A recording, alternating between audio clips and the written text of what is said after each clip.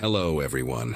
Before we start, make sure to like and subscribe to the channel, and leave a comment with where you're from and what time you're watching. That way, YouTube will keep showing you stories just like this one. Now, let's begin. December 23rd fell on a Monday that year, and my wife packed the minivan while I watched from the living room couch, wrapped in 2 blankets and sweating through a fever that had started 4 days earlier. Kayla and the kids were heading to her parents' place in Wisconsin, a 6-hour drive that I normally dreaded, but now desperately wished I could make. Our daughter Lily, just turned 7, pressed her face against the front window and waved at me with both hands before climbing into her booster seat. My son Owen, barely 5, blew me a kiss that made my chest ache worse than the congestion. The flu had hit me like a freight train the week before Christmas, the kind where your bones feel like they're filled with concrete and every cough tears something loose in your lungs. Kayla kissed my forehead, told me to rest and drink fluids, and promised they'd FaceTime me on Christmas morning when Lily opened her presents. I watched the red taillights disappear down Crescent Road around 4 in the afternoon, and suddenly our 2-story colonial felt enormous and hollow. That first evening alone passed in a haze of NyQuil and bad television. I managed to heat up some soup around 8, shuffled to the bathroom twice, and fell asleep on the couch, because climbing the stairs to our bedroom felt like scaling Everest. The house creaked and settled the way old houses do when winter temperatures drop, and I barely registered any of it through my medicated fog. Our neighborhood in the suburbs outside of Milwaukee was the kind of place where people still left their doors unlocked during the day and waved at each other from their driveways. We had moved there 3 years earlier, right after Owen was born, trading our cramped apartment for a house with a backyard and a 2-car garage. The block was mostly families with young kids and a few retired couples, the sort of street where nothing interesting ever happened. That night, I remember thinking how peaceful the silence was without the kids running around, how the only sounds were the furnace clicking on and the occasional car passing outside. By 11, I had dragged myself upstairs to the master bedroom, taken another dose of cold medicine, and collapsed into bed with my phone on the nightstand. What woke me was a sound that my fever-addled brain tried to explain away as a dream.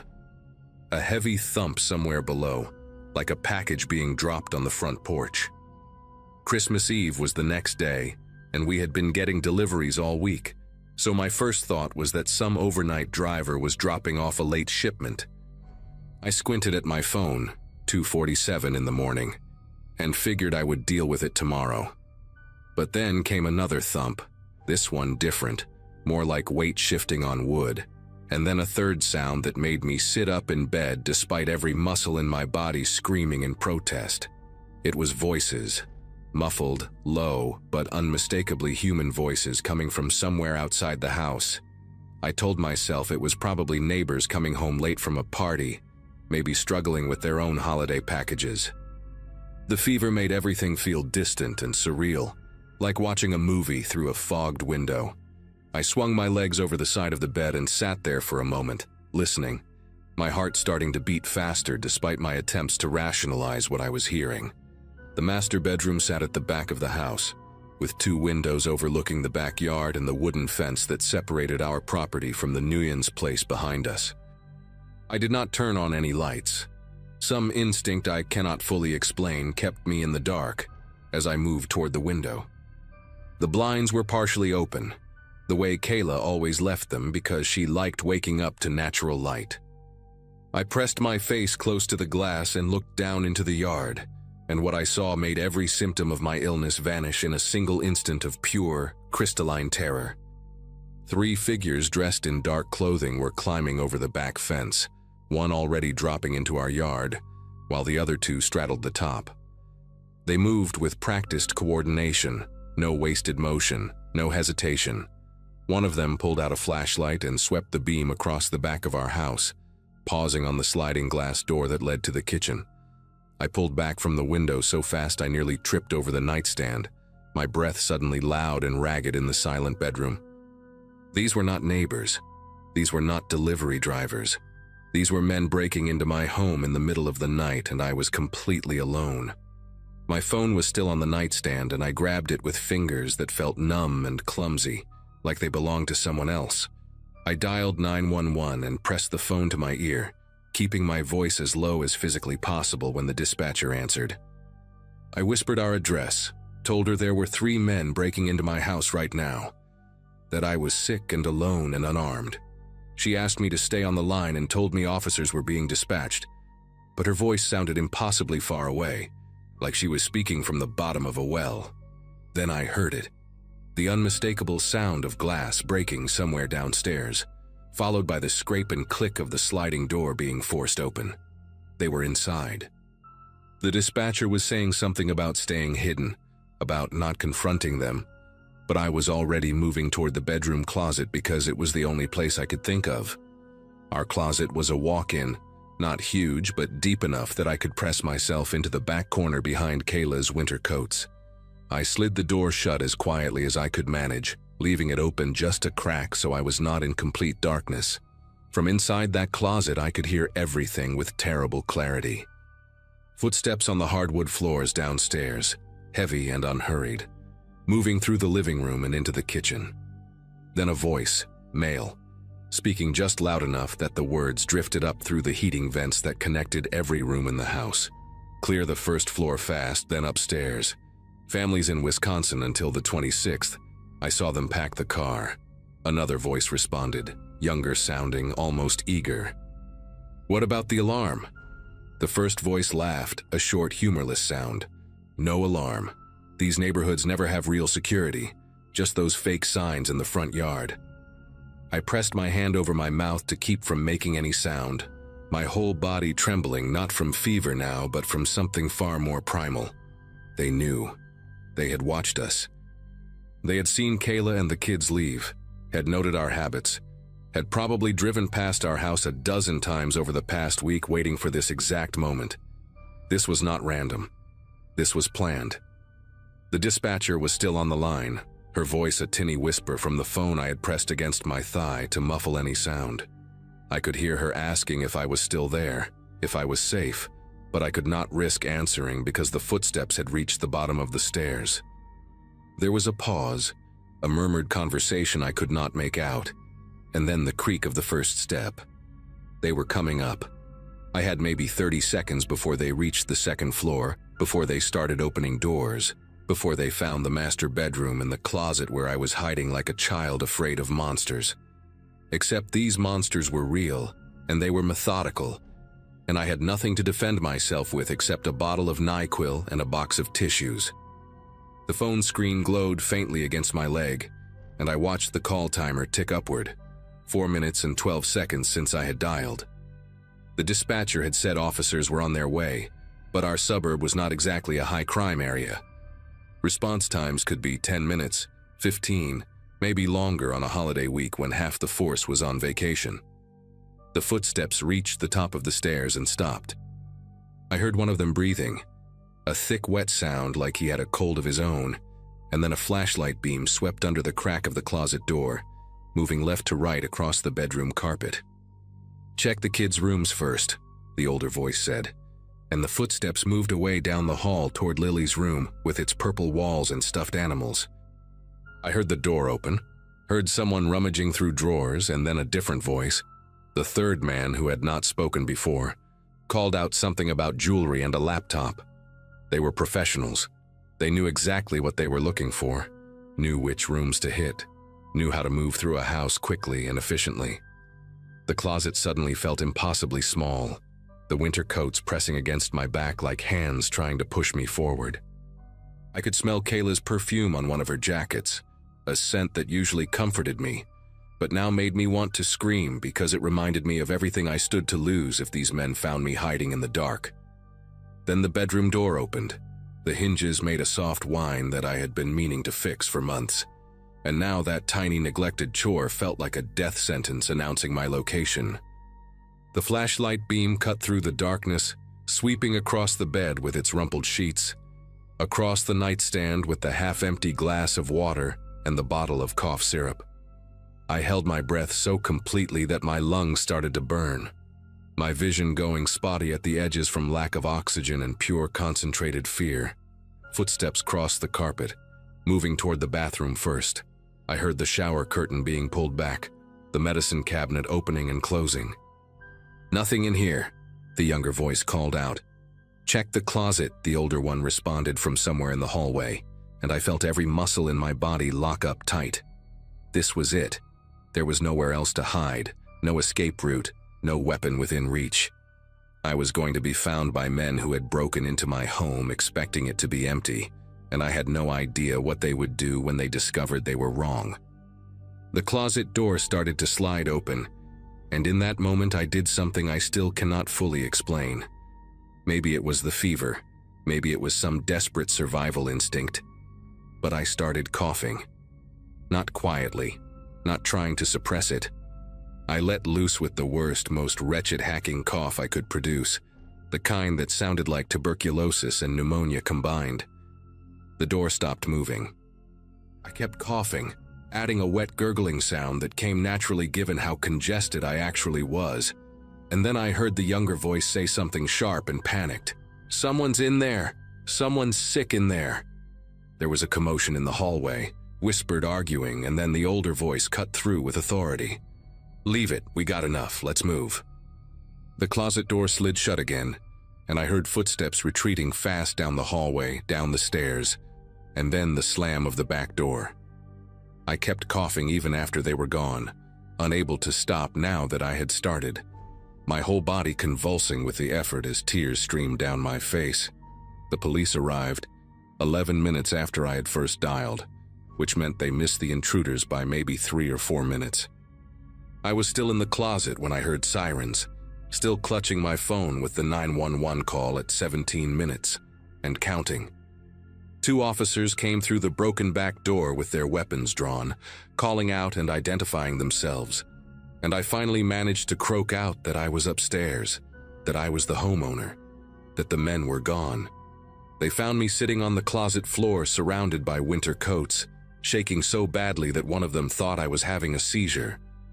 The paramedics they called checked my vitals and said my fever had spiked to 103, probably from the stress and adrenaline. They wanted to take me to the hospital, but I refused because I could not stand the thought of leaving my house empty again, even with police tape on the back door. An officer stayed with me until morning while detectives processed the scene, dusting for fingerprints and photographing the damage. They had taken my laptop, Kayla's jewelry box, some cash from my desk drawer, and Owen's piggy bank that had maybe $40 in quarters. I called Kayla at 6 in the morning and told her what happened, and she drove back that same day with the kids, cutting their trip short by 3 days. We installed a real security system the week after Christmas, cameras and motion sensors, and an alarm that connects directly to the police department. The detectives caught 2 of the 3 men about a month later. They had been running the same operation across 4 counties, targeting houses where families had visibly left for the holidays. The younger one, the one whose panic at my coughing probably saved my life, was only 19 years old.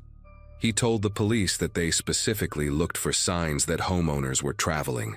Cars loaded with luggage, piled up mail, dark windows at night. They had watched our house for a week before deciding it was safe. What they never counted on was a sick husband staying behind. I still think about that night sometimes, especially during the holidays when the house gets quiet and I hear sounds I cannot immediately explain. That closet is just a closet now, full of clothes and shoes and normal everyday things. But every time I open the door, I remember what it felt like to hide there in the dark, listening to strangers move through my home, waiting to be found.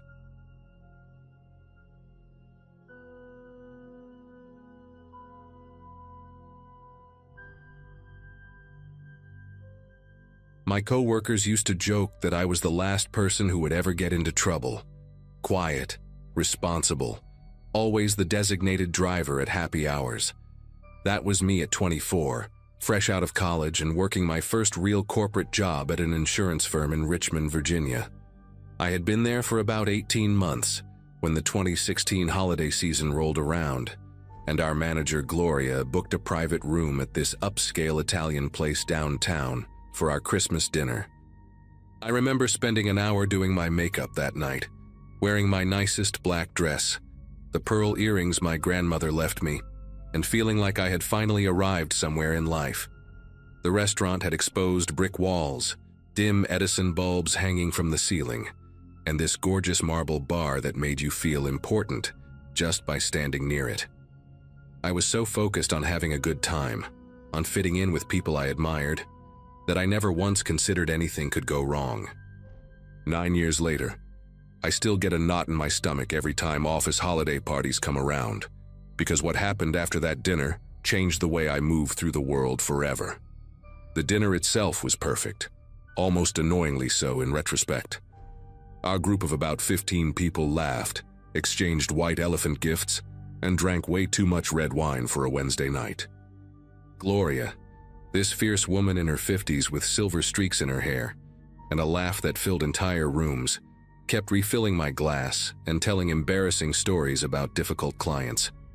By 10:30, most of us were tipsy and warm from the alcohol. That kind of buzzing happiness where everything feels soft around the edges. People started leaving in small groups around 11, calling Ubers and saying long goodbyes in the cold December air out front. I stayed until almost midnight talking to a guy from accounting named Peter, this tall redhead with a gap between his front teeth, who always made me laugh with his terrible puns. When I finally decided to leave, the temperature had dropped significantly, and a bitter wind was cutting through the street like a blade.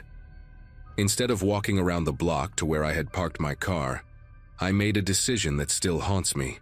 I figured I would cut through the alley behind the restaurant to save myself 2 minutes in the freezing cold. The alley was darker than I expected. The back of the restaurant had a single floodlight above the kitchen door, but it only illuminated a small circle near the dumpsters, leaving the rest of the passage in deep shadow. I could see the glow of the street on the other end, maybe 50 feet away, and I told myself it was fine. My heels clicked against the wet pavement, echoing off the brick walls in a way that made me suddenly aware of how alone I was. I pulled my coat tighter and walked faster, my breath forming little clouds in front of my face. I was maybe 15 feet into the alley when I heard footsteps behind me. Quick, deliberate, closing the distance. Before I could even turn around, a hand clamped over my mouth from behind and another grabbed my wrist so hard I felt the bones grind together. Someone dragged me sideways, and my ankle twisted as I stumbled, one of my heels snapping clean off. I tried to scream, but the hand pressed harder, and I could taste leather and something metallic, like the person had been handling coins. They shoved me behind the dumpster, into a space that smelled like rotting food and stale grease. A man pressed me against the cold brick wall, his face inches from mine, and in the dim light I could make out a ski mask with holes cut for his eyes and mouth. He was breathing hard, and I could smell cigarettes and something sour on his breath. His grip on my wrist was crushing, and he kept his other hand firmly over my mouth. I heard another voice from the entrance of the alley, low and urgent. Another one from the office party, hurry before more come out. That sentence hit me like a punch to the chest. Another one. They had been waiting, watching us leave the restaurant one by one, picking off whoever wandered away from the group. This was not random. This was not bad luck. These men had planned this, had studied us through the window as we laughed and drank, knowing exactly what they were going to do when we stumbled out into the night. The man holding me yanked at my purse strap so hard it burned across my shoulder before snapping. I heard the contents spill somewhere on the ground, my lipstick rolling away, keys jingling against concrete.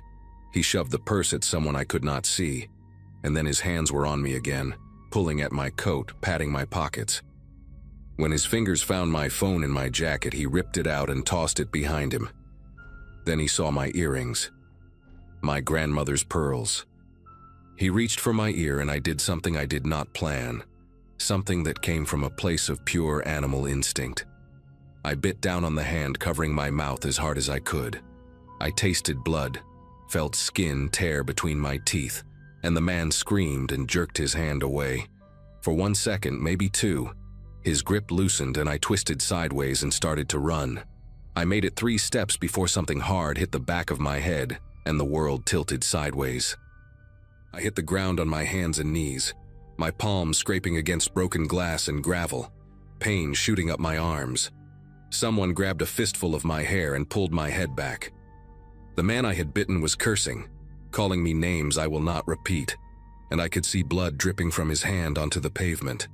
The other one, the lookout, had come into the alley now, and he was younger than I expected. I caught a glimpse of acne scars on his chin below the edge of his mask. He kept looking back toward the street, nervous, bouncing on his feet. "Just get the jewelry and let's go," he hissed. "Someone's gonna come."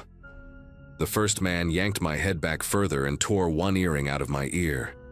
The pain was blinding, white-hot, and I felt blood running down my neck into my collar. I screamed then, a real scream that echoed off the walls, and the younger one panicked. He grabbed the first man's arm and pulled him toward the back of the alley. Leave it, we gotta go." They took off running, disappearing through a gap in a chain-link fence I had not even noticed was there.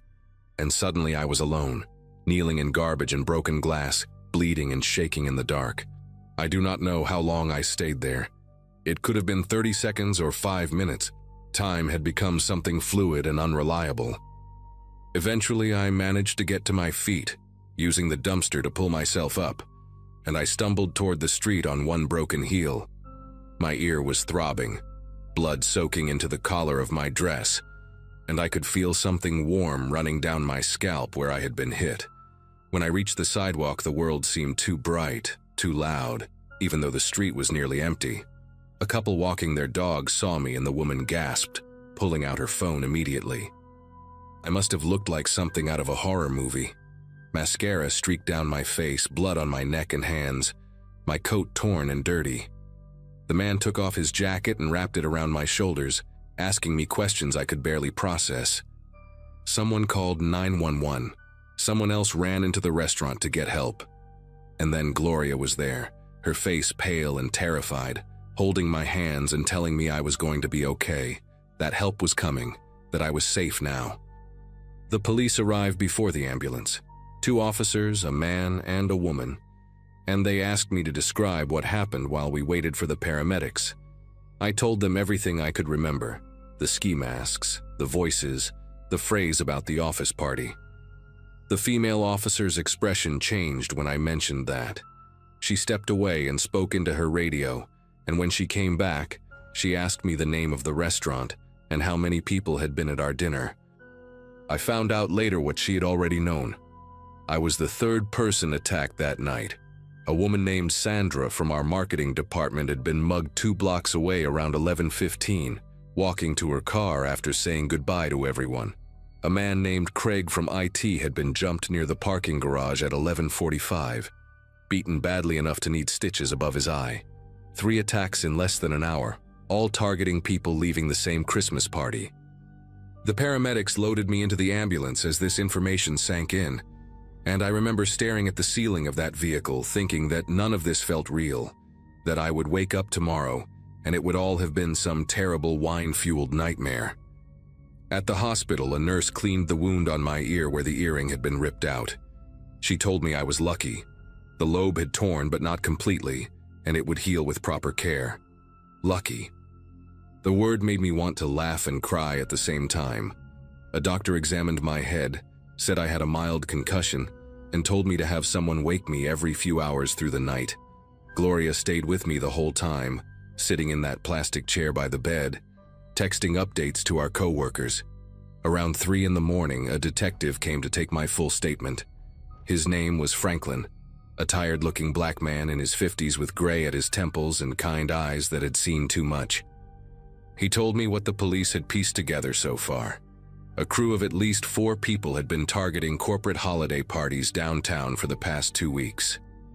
They would scout restaurants with private event rooms, watch the guests through the windows, note the jewelry and expensive coats, and then wait outside for people to leave drunk and alone. They had hit 6 different parties before ours, but this was the first night they had gotten aggressive enough to physically hurt anyone. Something had escalated. Maybe they were getting desperate, or maybe they had just stopped caring about consequences. Detective Franklin asked me if I could identify any of them, and I told him about the acne scars on the younger one's chin, the cigarette smell on the other's breath, The specific way the first man had cursed when I bit him. A slight accent I could not quite place, maybe something Eastern European. He wrote everything down in a small notebook, nodding slowly. Before he left, he gave me his card and told me they would be in touch. I spent the rest of that night at Gloria's apartment because I could not stand the thought of being alone. Her husband made us tea and sat quietly in the living room, while Gloria helped me wash the blood out of my hair in her bathroom sink. I kept catching glimpses of myself in the mirror, the bruise forming on my temple, the bandage on my ear, the hollowness in my eyes, and I did not recognize the woman looking back at me. That confident girl who had done her makeup so carefully just hours before, who had felt so proud of her little black dress and her grandmother's pearls. She was gone.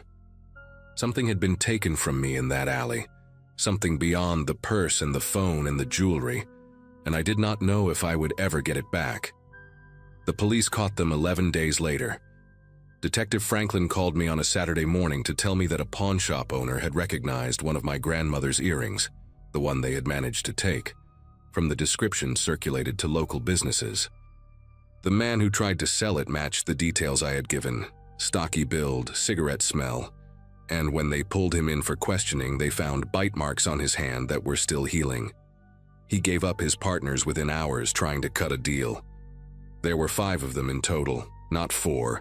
2 brothers from Belarus who had overstayed their visas, a local guy with a long record of petty theft, and 2 younger men who served as lookouts and scouts. They had made over $40,000 in 3 weeks hitting holiday parties across the city, preying on people who were too drunk and happy to be cautious. The younger one with the acne scars, a 19-year-old named Victor, actually cried during his arrest and kept saying he never wanted anyone to get hurt. I did not feel sorry for him. I did not feel sorry for any of them. When the assistant district attorney called to tell me they had all taken plea deals and would be serving between 3 and 8 years depending on their level of involvement, I felt something loosen in my chest that I had not even realized was tight. It has been 9 years since that night, and I wish I could say I moved on completely, but that would be a lie. I still do not take shortcuts through alleys. I still get nervous at office parties, always positioning myself near the exit, always watching who comes and goes. The scar on my earlobe faded to a thin white line that most people never notice, but I see it every morning when I put on earrings. Never pearls, not anymore. Gloria retired 2 years ago and we still meet for coffee once a month. She never brings up that night unless I do first, but I know she thinks about it too. Last December, my company had its holiday dinner at a restaurant with valet parking and a security guard at the door, and I caught myself scanning the street outside, looking for anyone who might be watching us through the glass. I know that fear will probably never go away entirely, and I have made peace with that. What happened in that alley taught me something I carry with me now. The world is full of people waiting for you to let your guard down, and sometimes the most dangerous moments come wrapped in celebration and warmth. I survived. Sandra and Craig survived. And every December when the party invitations start arriving, I remind myself that survival is enough, that I am still here, still standing, still refusing to let those 5 minutes in the dark define the rest of my life.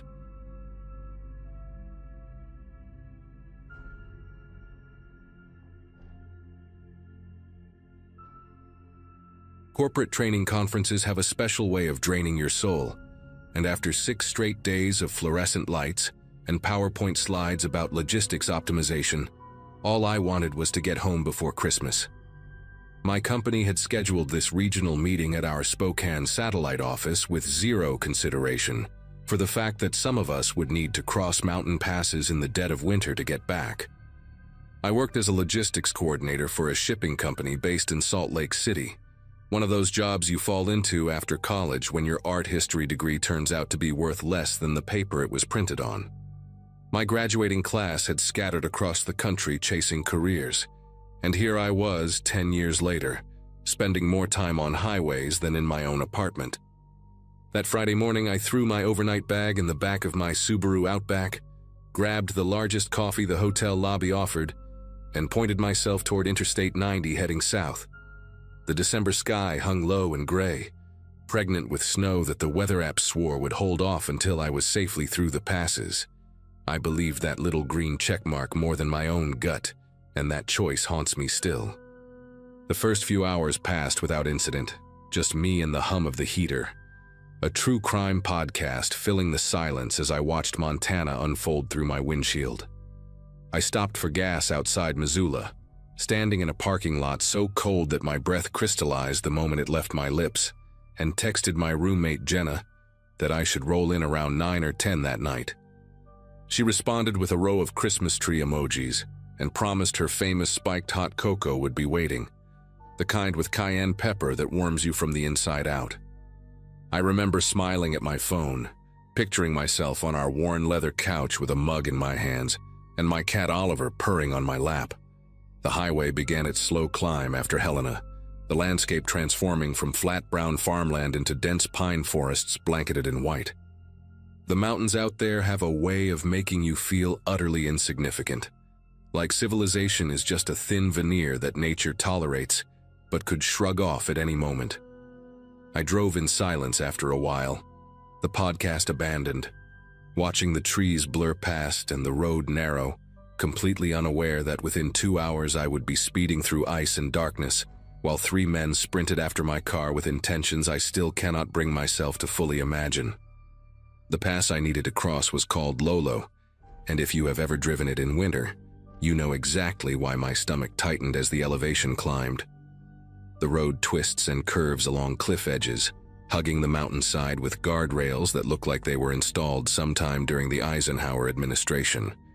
Snow had been plowed to the sides, forming walls of dirty white that narrowed the lanes and limited visibility around every bend. I slowed to about 40 miles per hour, my knuckles pale against the steering wheel, watching for black ice on the asphalt. The few cars I had seen earlier seemed to have vanished, and I realized I had not passed another vehicle in at least 20 minutes. Cell service had dropped to nothing somewhere around the last switchback, my phone showing that useless no-service message that feels like a death sentence when you are alone in the mountains. I told myself this was fine, that thousands of people drove this pass every winter without incident, that I just needed to focus and take it slow. The shadows from the pines stretched long across the road as the afternoon light began its early winter fade, and I remember thinking how easy it would be to disappear out here, how long it might take anyone to find you. I came around a blind curve doing maybe 35, being extra cautious because the road had started to descend, and I could feel my tires losing grip in patches, when I saw the black SUV parked on the narrow shoulder about 200 feet ahead. Its hazard lights blinked orange against the gray afternoon, and I could see a man standing beside the driver door, waving both arms above his head in that universal gesture of distress. He wore a dark jacket and jeans, and even from that distance I could tell he was looking directly at my approaching headlights. My first instinct, the one drilled into me by years of being a woman who travels alone, was to keep driving. Do not stop for strangers on empty mountain roads, especially when your phone does not work and the nearest town is 40 minutes behind you. But then another thought crept in, the guilty one, the one that whispered about how I would feel reading a news story tomorrow about some poor man who froze to death on Lolo Pass while cars drove by without helping. The temperature outside was hovering around 15 degrees. If his car had broken down, if he had been out there for hours already, he could genuinely be in danger. Slowed down even more, my mind racing through options, and in that hesitation, I made the decision that nearly cost me everything. I pulled onto the shoulder about 30 feet behind the SUV, leaving my engine running and my headlights on because something in the back of my brain was still screaming at me to be careful. The man started walking toward my car immediately, his gait quick and purposeful despite the icy ground, and I noticed he was not shivering at all. That detail registered somewhere deep in my consciousness but did not fully surface until later. He was maybe mid-40s, with a weathered face and a thick beard that had patches of gray near his chin. I cracked my window about 2 inches, just enough to hear him but not enough for a hand to fit through, and called out asking what was wrong. He leaned down to my window level, close enough that I could see his breath fogging the glass, and said his battery had died, and his phone was dead too. Asked if I had jumper cables or could give him a ride to the next town. His voice was calm, almost too calm for someone who had supposedly been stranded in freezing temperatures. I was about to tell him I had cables in my trunk when movement in my peripheral vision made every nerve in my body fire at once. 2 figures stepped out from behind the SUV, one from each side, and they were walking toward my car with a speed that had nothing to do with asking for help. The one on the left was carrying something long and metal, a crowbar or a tire iron. I could not tell which, and it did not matter. The one on the right was already at my back door before I could even process what was happening, and I heard the handle click as he yanked it hard.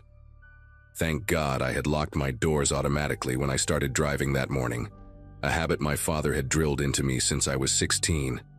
The man at my window changed completely in that instant, his calm demeanor evaporating into something predatory and cold. He shoved his arm through the gap I had left open, trying to reach the lock or grab my hair, I do not know which. I screamed something, probably just a raw sound of terror, and slammed my foot on the gas pedal without any thought beyond escape. My tires spun on the ice for one horrifying second where nothing happened, where the world seemed to pause and let me understand exactly how trapped I was. Then they caught, and my car lurched forward so violently that the man at my window stumbled backward and fell onto the road. I heard shouting behind me, angry male voices, but I did not look back. I just drove, fishtailing wildly on the frozen asphalt, my entire body trembling so hard I could barely keep the steering wheel straight. The next 10 minutes are a blur of adrenaline and terror that I have tried to piece together dozens of times since. I remember glancing at my rearview mirror and seeing the SUV's headlights flicker on, which meant they were coming after me. The road ahead was nothing but curves and ice and darkness creeping in from the edges of the forest, and I had to make a choice between driving fast enough to stay ahead of them and driving slow enough to not wrap my car around a tree. I pushed the speedometer to 50, then 55, feeling my back end slide with every turn while my headlights carved pale tunnels through the growing dusk. At some point I started crying, not sobbing but just tears streaming down my face while I whispered please, please, please like a prayer to no one. The SUV's headlights appeared behind me on a straight stretch, maybe a quarter-mile back, and I watched them grow larger in my mirror as they closed the distance. They knew this road better than I did. That much was obvious. They knew exactly where to position themselves, exactly which curves would force a good person to stop, and they probably knew exactly how to run someone off a cliff and make it look like an accident. I do not know how long the chase lasted, whether it was 5 minutes or 15, but I remember the exact moment it ended. The road curved sharply to the left, and then opened up into a wider stretch where the trees pulled back from the shoulder. And sitting there like a mirage was a pickup truck with a camper shell parked at a scenic overlook. An older man in an orange hunting vest was standing outside the truck, a cigarette glowing between his fingers as he watched the last light fade over the mountains. I laid on my horn as I approached, a long, continuous blast that made him spin around in alarm, and I pulled off the road so fast that I nearly clipped his front bumper. The SUV behind me did not stop. It flew past the overlook doing at least 60, disappearing around the next curve without even tapping its brakes. I threw my car into park and just sat there, hyperventilating, unable to move as the hunter walked toward my window with a confused and concerned expression on his weathered face. When I finally managed to roll down my window and speak, what came out was barely coherent, just fragments about men and a crowbar and them trying to get into my car. He listened without interrupting, his eyes scanning the road behind me, and then he said 4 words that confirmed I had not imagined any of it. "You are not the first." His name was Gene, and he had lived in the area for over 30 years, hunting elk and mule deer in these mountains since before I was born. He told me to stay in my car with the doors locked while he grabbed his rifle from the truck, not because he thought they would come back, but because he wanted me to feel safe. Once he was standing beside my window with a scoped hunting rifle cradled in his arms, he explained what he knew. There had been 4 other incidents on this stretch of road in the past 2 months, all of them following the same pattern. a black SUV with hazard lights, a man waving for help, and then multiple attackers emerging once someone stopped. 2 of the victims had been carjacked and left stranded in the freezing cold. One of them a mother with 2 kids in the back seat who had to walk 3 miles in the snow before finding help. Another victim, a man traveling alone, had been beaten badly when he tried to fight back. His wallet and phone stolen, his car taken and later found burned out on a logging road. The police knew about it, Jean said, but the passes covered multiple jurisdictions, and the attackers never stayed in one spot long enough to be caught. They picked blind curves where drivers had to slow down, places where guilt would override caution, where the human instinct to help someone in trouble became a trap. I sat in my car at that overlook for almost an hour, waiting for my hands to stop trembling enough to drive. Jean refused to leave until he was sure I was okay, standing guard with his rifle while the temperature dropped and stars began to appear in the darkening sky above us. He let me use his satellite phone to call the county sheriff, and I gave a statement right there on the side of the road, describing the 3 men, the SUV, the license plate I had not thought to memorize because I was too busy trying not to die. The deputy on the phone sounded tired but not surprised, and he confirmed what Jean had told me. This crew had been hitting the passes all winter, moving between locations, always targeting solo drivers who looked like they might stop for someone in distress. They asked if I wanted to press charges if they caught them, and I almost laughed at the question. Of course I did. These men had turned basic human decency into a weapon, had exploited the part of us that wants to help strangers, and they had almost certainly done worse things to other people than what they tried to do to me. Before he hung up, the deputy told me something I have never forgotten. He said the woman with the 2 kids, the one who had been carjacked, she only stopped because her son had pointed at the man waving and asked why no one was helping him. She told the police she could not drive past after that, could not let her children see her ignore someone who needed help. Jean followed me down the mountain that night, his headlights a steady presence in my rearview mirror for the next 40 miles until we reached a town with cell service and a gas station, bright enough to feel like civilization again.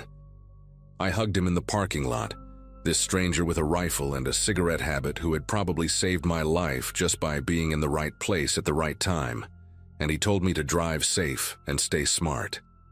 I made it home to Salt Lake City around midnight, 6 hours later than I had planned, and Jenna was still awake waiting for me with that spiked hot cocoa she had promised. I did not tell her what happened until the next morning because I could not find the words that night, could only sit on the couch with Oliver purring against my chest and stare at the Christmas tree lights blinking in the corner of our living room. She cried when I told her. I cried too, not from fear anymore, but from the strange delayed realization of how close I had come to becoming one of those stories people share around campfires, one of those unsolved mysteries that haunts a stretch of highway forever. 3 weeks later, I got a call from the sheriff's office telling me they had caught the men responsible. An off-duty state trooper had spotted the SUV setting up on a different pass and called it in, and when they ran the plates, it matched a vehicle reported stolen 2 states away. All 3 of them had warrants, long histories of robbery and assault, and one of them was wanted in connection with a missing persons case from the previous spring that was still open. I still drive through mountains when I have to, but something fundamental changed in me after that day on Lolo Pass. I keep my doors locked and my windows up. I never stop for strangers, no matter how guilty it makes me feel, and I carry a satellite communicator in my glove box now for emergencies. Sometimes I wonder about the person they were waiting for after me, whether anyone else stopped that evening before the sun went down completely, whether someone out there was not as lucky as I was. I think about that mother and her kids walking through the snow, about the man who got beaten for trying to fight back, about all the people whose basic goodness was weaponized against them by men who saw compassion as nothing more than opportunity. The worst part is not the fear that lingers, though that is bad enough. The worst part is knowing that a small piece of my faith in humanity got left behind on that frozen road, and I am not sure I will ever get it back. I used to be the kind of person who stopped to help strangers. Now I am the kind of person who drives past and hates herself for it. and every time I see someone on the side of the road with their hazard lights on, waving for help, I feel that war inside me all over again, the guilt pulling one way and the memory of those 3 men pulling the other, and I press the gas pedal a little harder and whisper an apology to whoever they are, real or not, and I keep driving.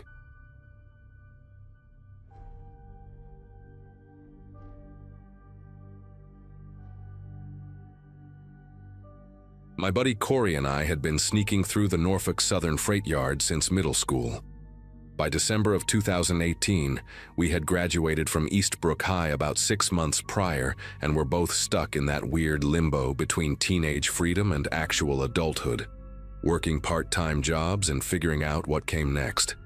The yard sat on the edge of our town in eastern Tennessee, a sprawling maze of rusted tracks and forgotten rail cars that nobody seemed to care about anymore.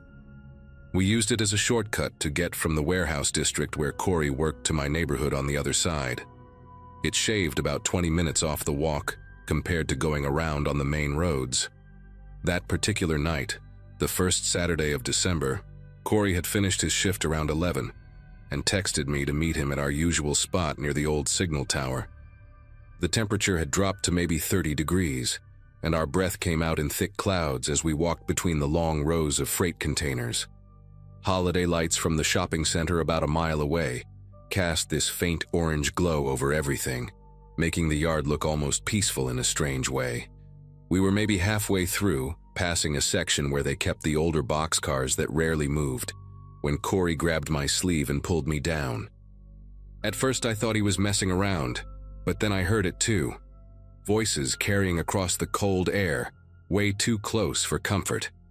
This was unusual because the yard security rarely patrolled this deep, and the homeless folks who sometimes sheltered in the empty cars never talked that loud. We crouched low and duck-walked between 2 rusty grain hoppers, pressing ourselves against the cold metal wheels. From there, we could see a clearing about 50 yards ahead where a string of boxcars sat on a side track. 3 trucks were parked beside them, big unmarked panel vans with their headlights off but engines running. I counted at least 8 figures moving around, all wearing dark clothes and what looked like ski masks or balaclavas. My first thought was that we had stumbled onto some kind of drug deal, which would have been bad enough. But then the side door of one of the boxcars slid open, and everything I understood about the world shifted in a way I still cannot fully explain. 2 men climbed into the boxcar while a third held a flashlight from outside. The beam swept across the interior, and I saw them. People, maybe 6 or 7 of them, slumped against the walls like discarded mannequins. They were dressed in thin clothes completely wrong for December weather, and none of them were moving on their own.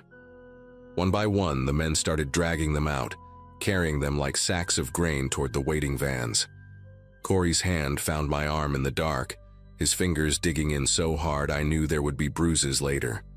We both understood immediately that this was not a drug deal. These were human beings being loaded into vehicles against their will, and the way their heads lolled and their limbs hung limp told me they had been drugged or sedated somehow.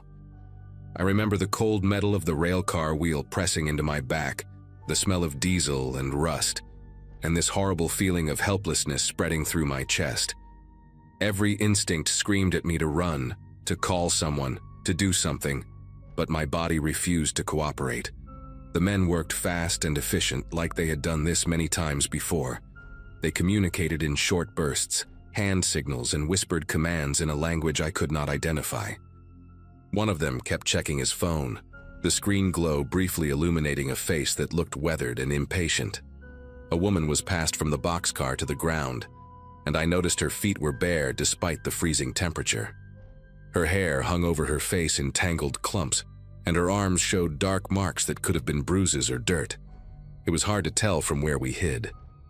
By now, they had transferred maybe 5 people into the first van, stacking them inside with zero regard for comfort or dignity. I wanted to believe I was dreaming, that I had fallen asleep at home and this was some kind of nightmare fueled by too many crime documentaries. But the cold was too real, the sounds too sharp, the fear too immediate.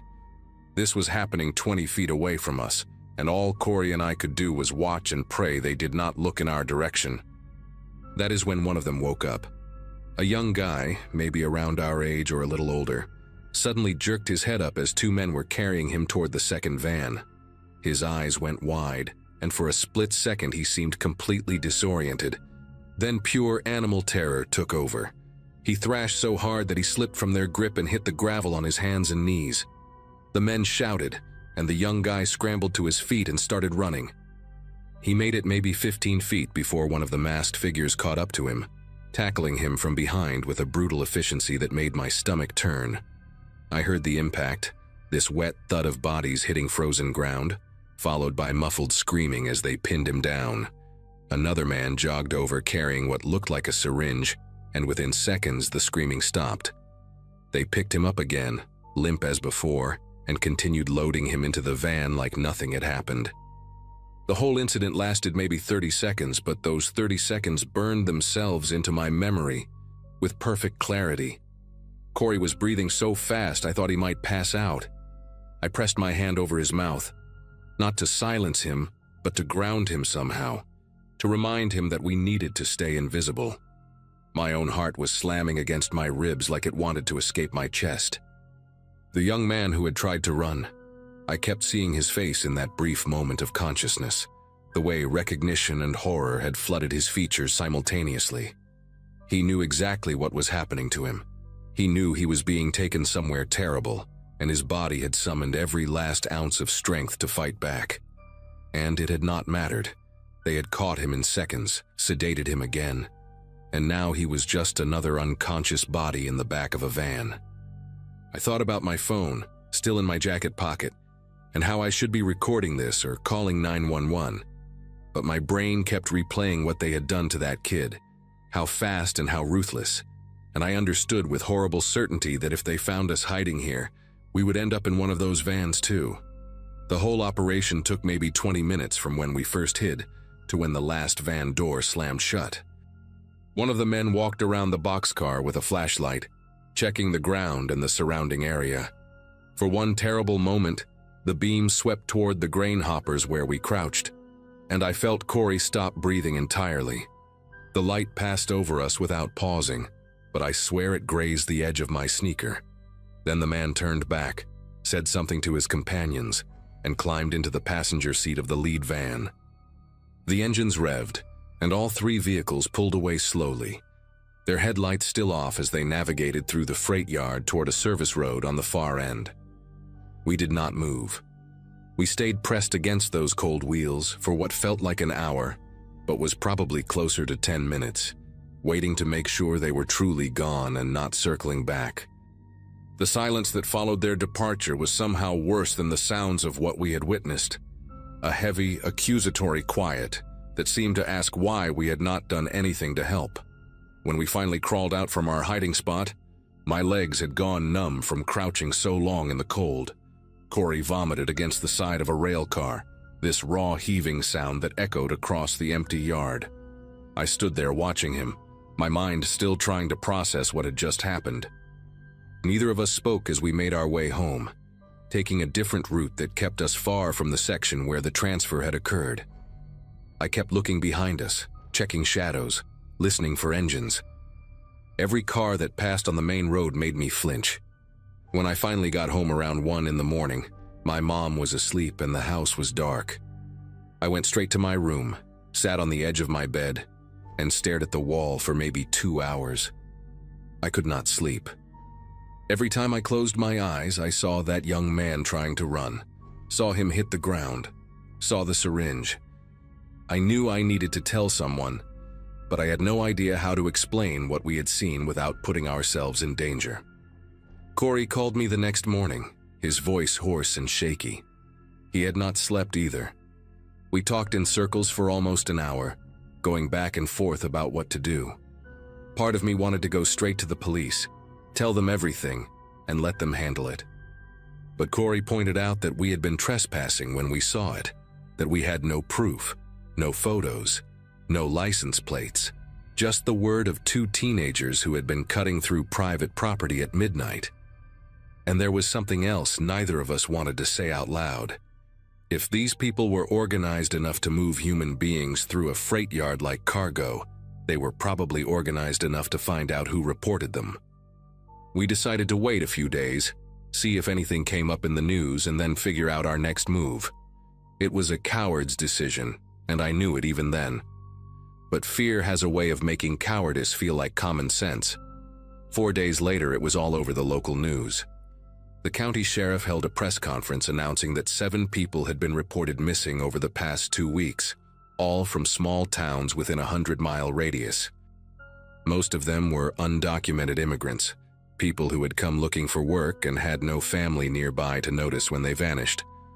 But one of them was a kid named Marco Delgado, 19 years old, who had been a senior at Eastbrook High the year before Corey and I graduated.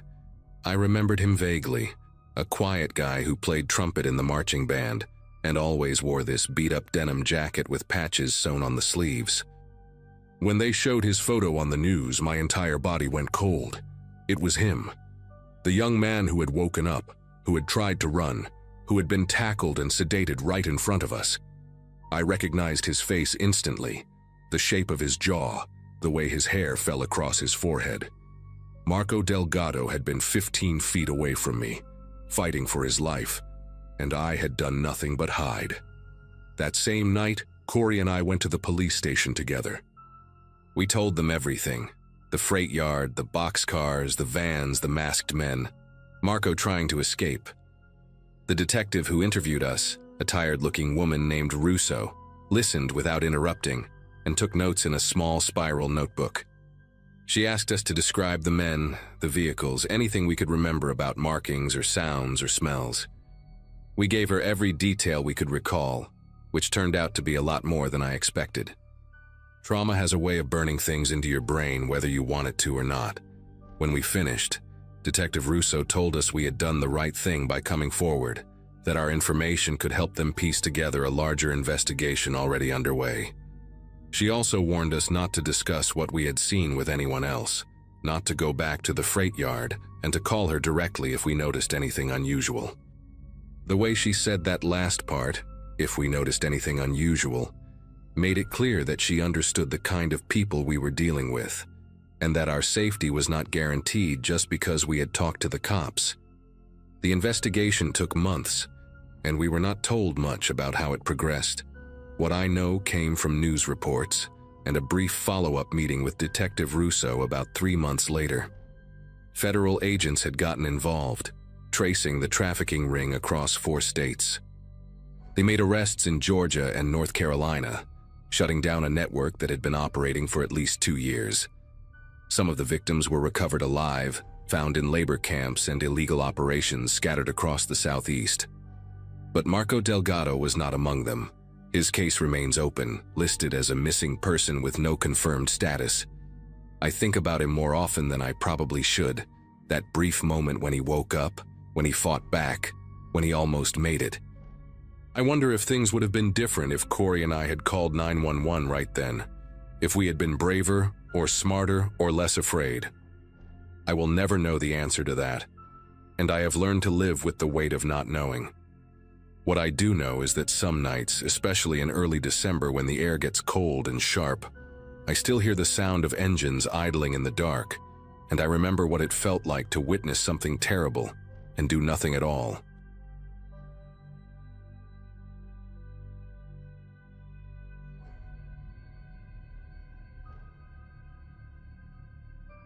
Syracuse gets dark early in winter, and I mean dark. By 4:30 in the afternoon, the sky already looks like someone pulled a curtain over the whole city, streetlights flickering on while most people are still finishing their shifts. I worked at a warehouse distribution center on Lakeview Road, sorting packages and loading trucks until my back screamed for mercy, and every evening I walked 6 blocks to catch the 547 bus on Caldwell Avenue. The stop itself was nothing special, just a metal shelter with a cracked plastic bench, wedged between an abandoned dry cleaner and a storage facility surrounded by chain-link fence. Most of my coworkers had cars, waving goodbye from the parking lot while I zipped up my jacket and started the walk. Having graduated high school back in 2011, I always thought my life would look different by now.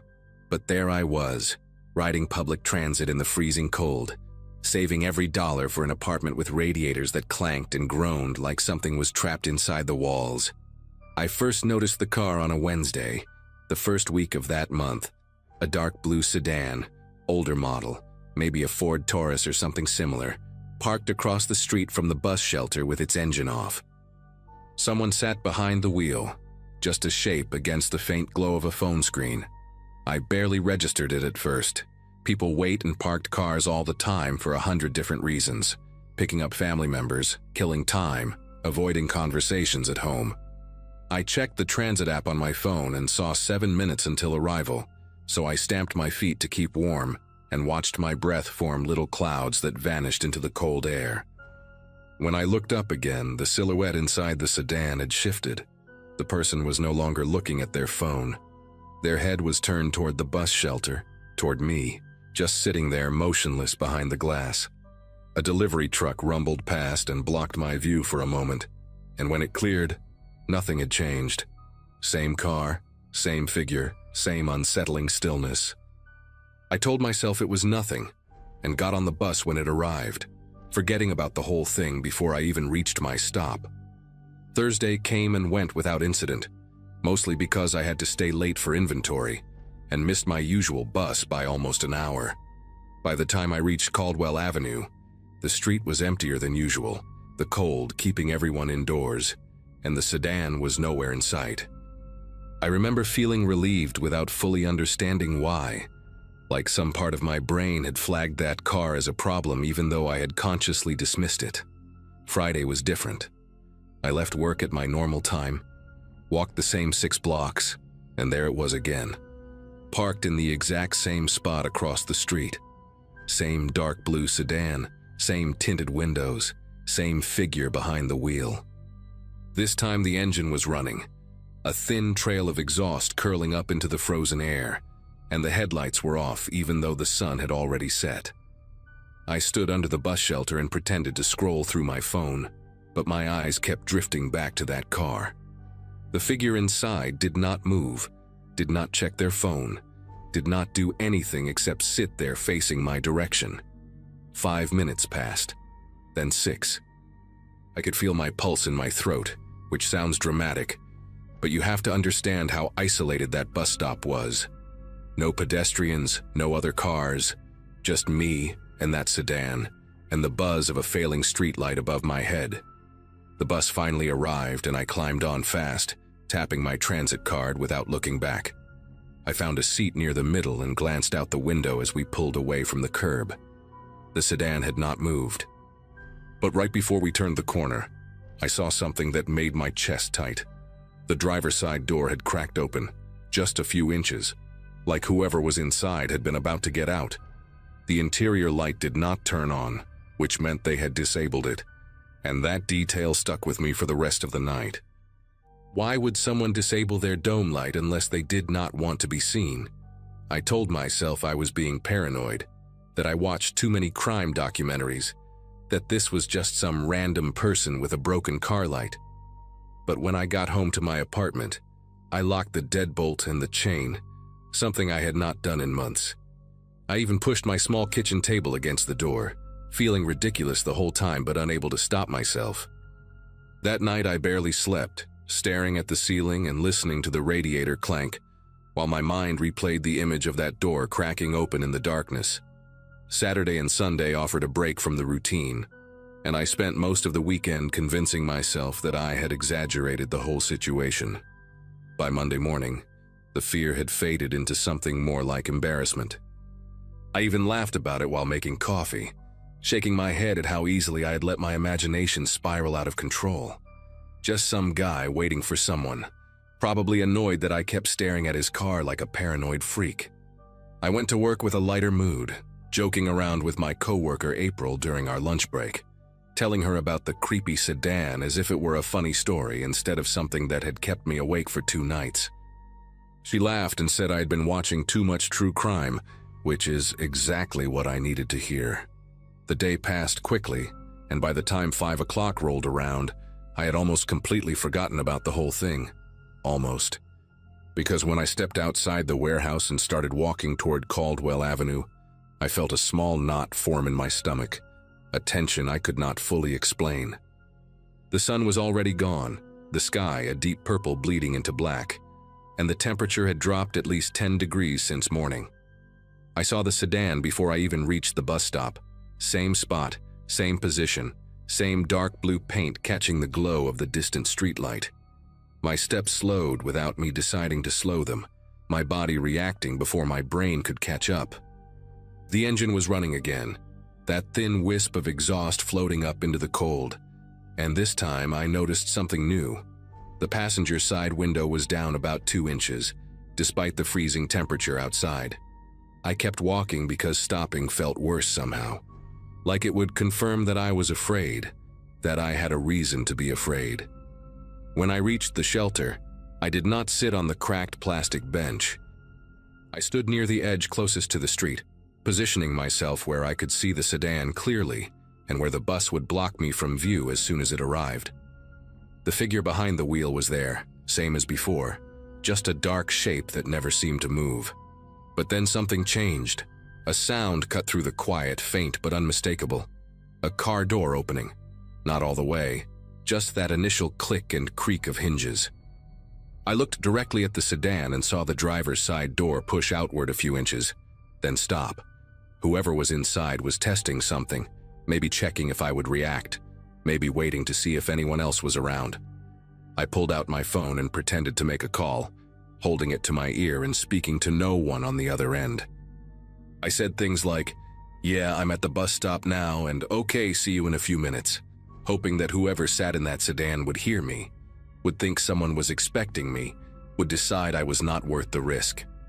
The door stayed cracked open the entire time, neither closing nor opening further, and I could feel eyes on me even though I could not see them through the tinted glass.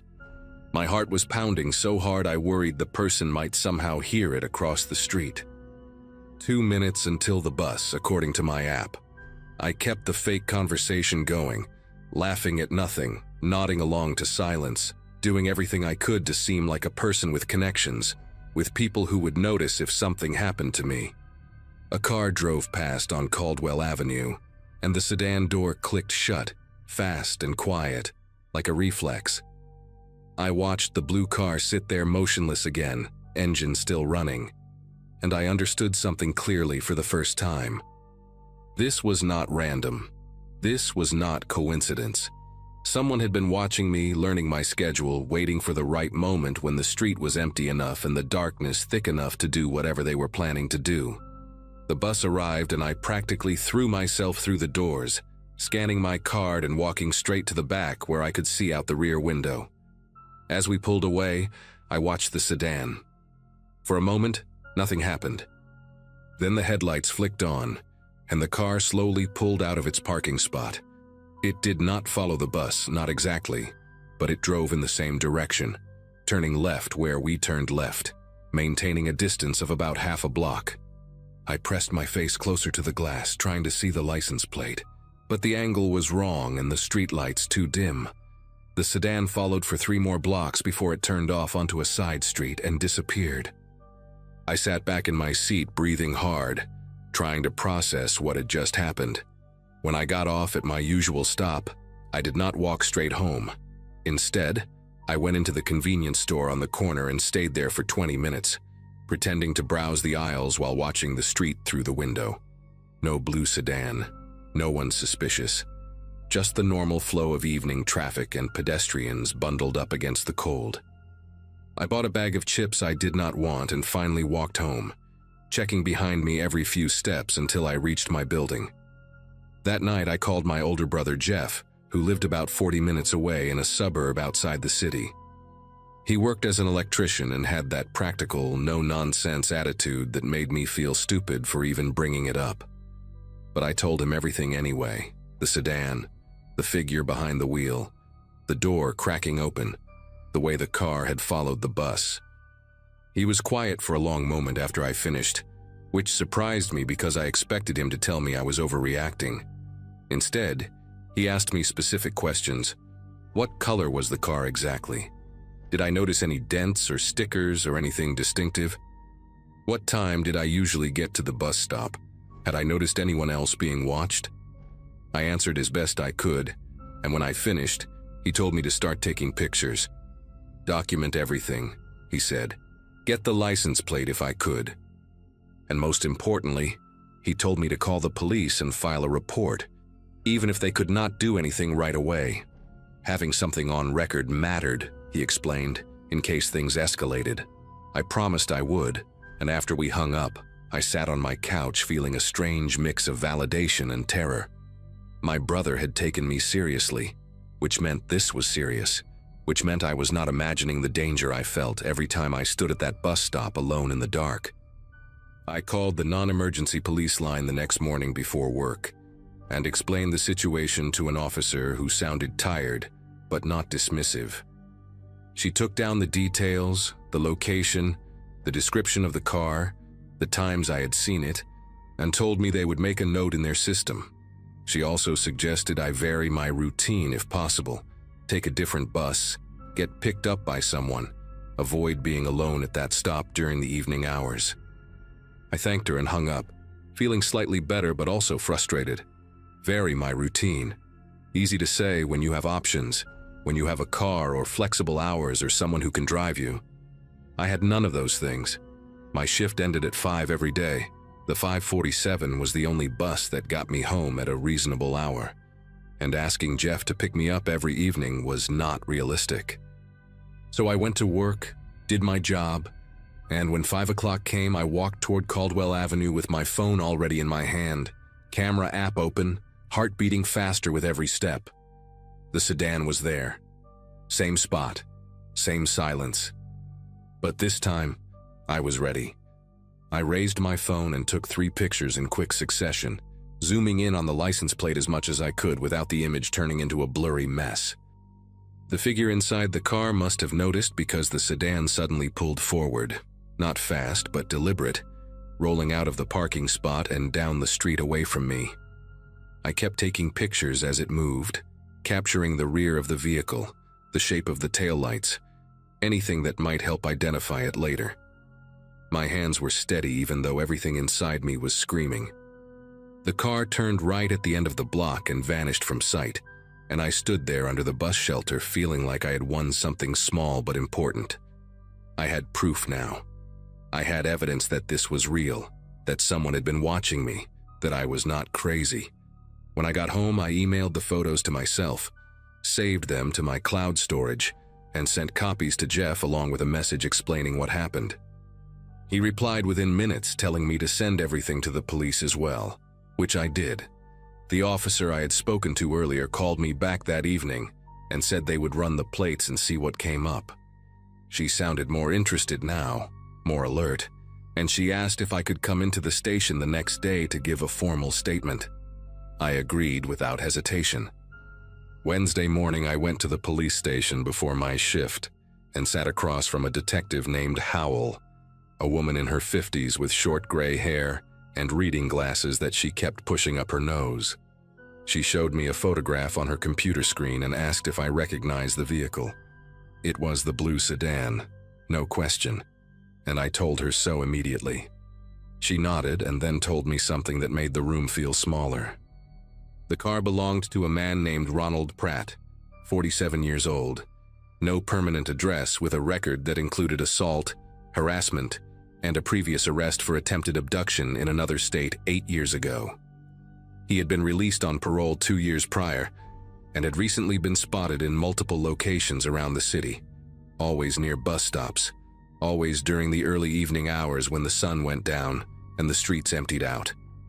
I was not his only target, she explained. 3 other people had filed similar reports over the past month, all describing the same car, the same behavior, the same feeling of being watched and tested. The detective thanked me for coming forward and for the photos, which had given them the clearest image of his plates they had received so far. She told me they were actively looking for him now, and she advised me to stay vigilant until they made an arrest. For the next 4 days, Jeff picked me up after work. He would pull into the warehouse parking lot at 5:15, and I would climb into his truck and feel something close to normal for the 20 minutes it took him to drop me home. I hated needing help, hated feeling like I could not handle my own life. But I also knew that pride was not worth dying over. The bus stop on Caldwell Avenue stayed empty those evenings, at least from what I could see as we drove past. No blue sedan, no figure watching from behind tinted glass. Maybe Pratt had moved on to another part of the city. Maybe he knew the police were closing in and decided to lay low. I checked the local news obsessively, scrolling through articles on my phone during lunch breaks and before bed, waiting for something, anything that would tell me this nightmare was over. On Sunday night, I finally found it. A short article buried in the crime section reported that a man had been arrested near a bus stop on the east side of Syracuse after a witness called 911 to report suspicious behavior. The suspect, identified as Ronald Pratt, was taken into custody without incident and was being held on multiple charges including stalking, harassment, and violation of parole. The article mentioned that police believed he was connected to a string of incidents targeting individuals at isolated transit stops throughout the city during the early weeks of December. I read that article probably 15 times before I let myself believe it was real. Jeff called me that night after seeing the same news, and neither of us said much, just sat on the phone in silence for a while, breathing, processing. I went back to taking the bus the following Monday. Same route, same time. Same cracked plastic bench under the flickering streetlight. The sedan was gone. The parking spot across the street sat empty, just a patch of asphalt where something terrible had almost happened but did not. I still think about those evenings sometimes, standing alone in the cold while someone watched me from behind dark glass, calculating, waiting. I think about how easily things could have gone differently, how one night without witnesses or one delayed bus might have changed everything. People always say to trust your instincts, and I used to roll my eyes at that kind of advice, but not anymore. My body knew something was wrong before my brain caught up, and the only reason I am writing this now instead of being another name in a news article is because I listened. If something feels wrong, it probably is. Document everything. Tell someone. Do not let anyone make you feel stupid for being afraid. Fear kept me alive, and I will never apologize for that.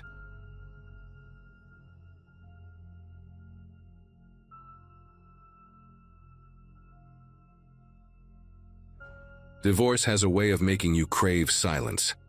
After 18 months of lawyers, arguments, and dividing everything from furniture to friendships, the idea of spending Christmas week completely alone felt less like loneliness and more like a reward. My co-worker Denise practically begged me to join her church potluck, and my landlord even mentioned a community dinner at the recreation center, but I turned down every invitation without a second thought. The townhouse complex where I lived sat on the outskirts of Tucson, one of those newer developments where every unit looked identical. Beige stucco walls, terracotta roof tiles, and a tiny backyard barely big enough for a grill and 2 lawn chairs. My place was the last unit on the east side, which meant I only shared one wall with my neighbor, an elderly man named Howard, who spent winters visiting his daughter in Seattle. His place had been dark and empty since early December. The unit across the small parking lot belonged to a young couple who had loaded up their SUV on the 22nd and driven off to spend the holidays with family somewhere in Texas. By the time Christmas Eve arrived, I was essentially alone in my little corner of the development, and that suited me just fine. The first 2 days of my vacation passed exactly as I had planned. Lazy mornings, long baths, and enough chocolate to put myself into a pleasant sugar coma. My graduating class from northern Arizona had scattered across the country years ago, so there was nobody local expecting me anywhere, nobody checking in, nobody wondering what I was doing at any given moment. December 23rd fell on a Monday that year, and I had taken the entire week off from my job at the insurance agency downtown. The main cluster of townhouses sat about 200 feet away from my unit, separated by a row of decorative desert landscaping and a curved walking path. I could see their Christmas lights twinkling in the distance from my kitchen window, but they felt miles away from my quiet little corner. That night, Christmas Eve, I made myself a simple dinner of pasta and garlic bread, poured a generous glass of Merlot, and settled onto my couch to watch some cooking competition show. The temperature outside had dropped into the low 40s, which counts as freezing by Arizona standards, and I remember feeling grateful for my thick wool socks and the blanket draped across my lap. The house was warm, the wine was good, and for the first time in almost 2 years, I felt something close to peace. The cooking show had just ended, and I was debating whether to open a second bottle of wine or call it an early night when I noticed the living room get slightly darker. It took me a moment to realize what had changed. The soft glow from my outdoor Christmas lights, the ones I had strung along the front porch railing, had disappeared. I glanced at the clock on my cable box and saw it was just past midnight. Officially Christmas Day now. My first thought was that the timer had malfunctioned, but I distinctly remembered setting it to stay on until 2 in the morning. I figured a fuse must have blown, which would not have surprised me given how old the electrical panel in these townhouses was. I grabbed the small flashlight I kept in my kitchen junk drawer and headed toward the front door, already mentally cursing the inconvenience of having to dig through the utility closet in the dark. But as I passed by the front window, I stopped. Through the gap between my living room blinds, I could see the parking lot bathed in the pale yellow glow of the complex street lamp, and crossing through that light, moving slowly along the front of my townhouse, was a shadow. At first, my brain tried to rationalize it. Maybe someone from the main cluster of townhouses was taking a late-night walk, or perhaps a neighbor I did not know had come home for the holiday after all. But the shadow stopped directly in front of my window. Just stood there, a dark silhouette against the faint light, completely motionless. I could not make out any features through the blinds, just the general shape of a person, tall and broad-shouldered, facing my unit. My heart started pounding so hard I could feel it in my throat. I backed away from the window slowly, trying not to make any sudden movements, and pressed myself against the wall next to my bookshelf. The rational part of my mind kept insisting there had to be an innocent explanation, that I was overreacting because of the wine and the late hour, and the fact that I had been watching too many true crime documentaries lately. But something deep in my gut, some ancient instinct that exists in all of us, was screaming at me that this was wrong. I stood there in the darkness of my living room, barely breathing, watching that shadow through the thin gaps in my blinds, waiting for it to move, to leave, to do anything except stand there staring at my home. The figure remained motionless for what felt like an eternity, but was probably closer to 2 or 3 minutes. Then, without any warning, it moved. Not away from my townhouse, but around the side, disappearing from my line of sight toward the narrow alley that ran between my unit and Howard's empty place. My mind raced through possibilities. Maybe it was a homeless person looking for shelter, or a drunk who had wandered into the wrong complex, or even some teenager playing a stupid prank on Christmas Eve. I told myself to calm down, to think rationally, but my body refused to listen. I crept through my living room toward the back of the house, staying low, keeping away from the windows. My townhouse had a small back patio with a sliding glass door that led out to the tiny yard, and beyond that was nothing but empty desert scrubland and a wooden fence that marked the edge of the property. I had always loved that fence because it gave me privacy, but now all I could think about was how isolated I was back here, how far away from the other units, how nobody would hear me if I screamed. I reached the kitchen and peered around the corner toward the back door, straining my ears for any sound from outside. That is when I heard it, the soft metallic click of someone testing the handle on my back door. Not a knock, not a voice calling out, just the slow, deliberate sound of the handle being pushed down and released, over and over again. I pressed my hand against my mouth to keep from making any noise, and watched the handle move in the dim light that filtered through the kitchen window. The motion was patient, almost rhythmic, and I realized with horror that whoever was out there was timing their attempts with the sound of cars passing on the main road about a quarter-mile away. Every time a vehicle drove by, creating that low hum of tires on asphalt, the handle would turn. They were using the noise to mask what they were doing, which meant this was not some confused stranger or random drunk. This was someone who had thought about this, planned this, someone who knew exactly what they were doing. My phone was on the coffee table in the living room, and the distance between me and that phone felt like miles. I waited for another car to pass, and when the handle turned again, I used the sound to cover my footsteps as I moved back toward the living room as quietly as I could.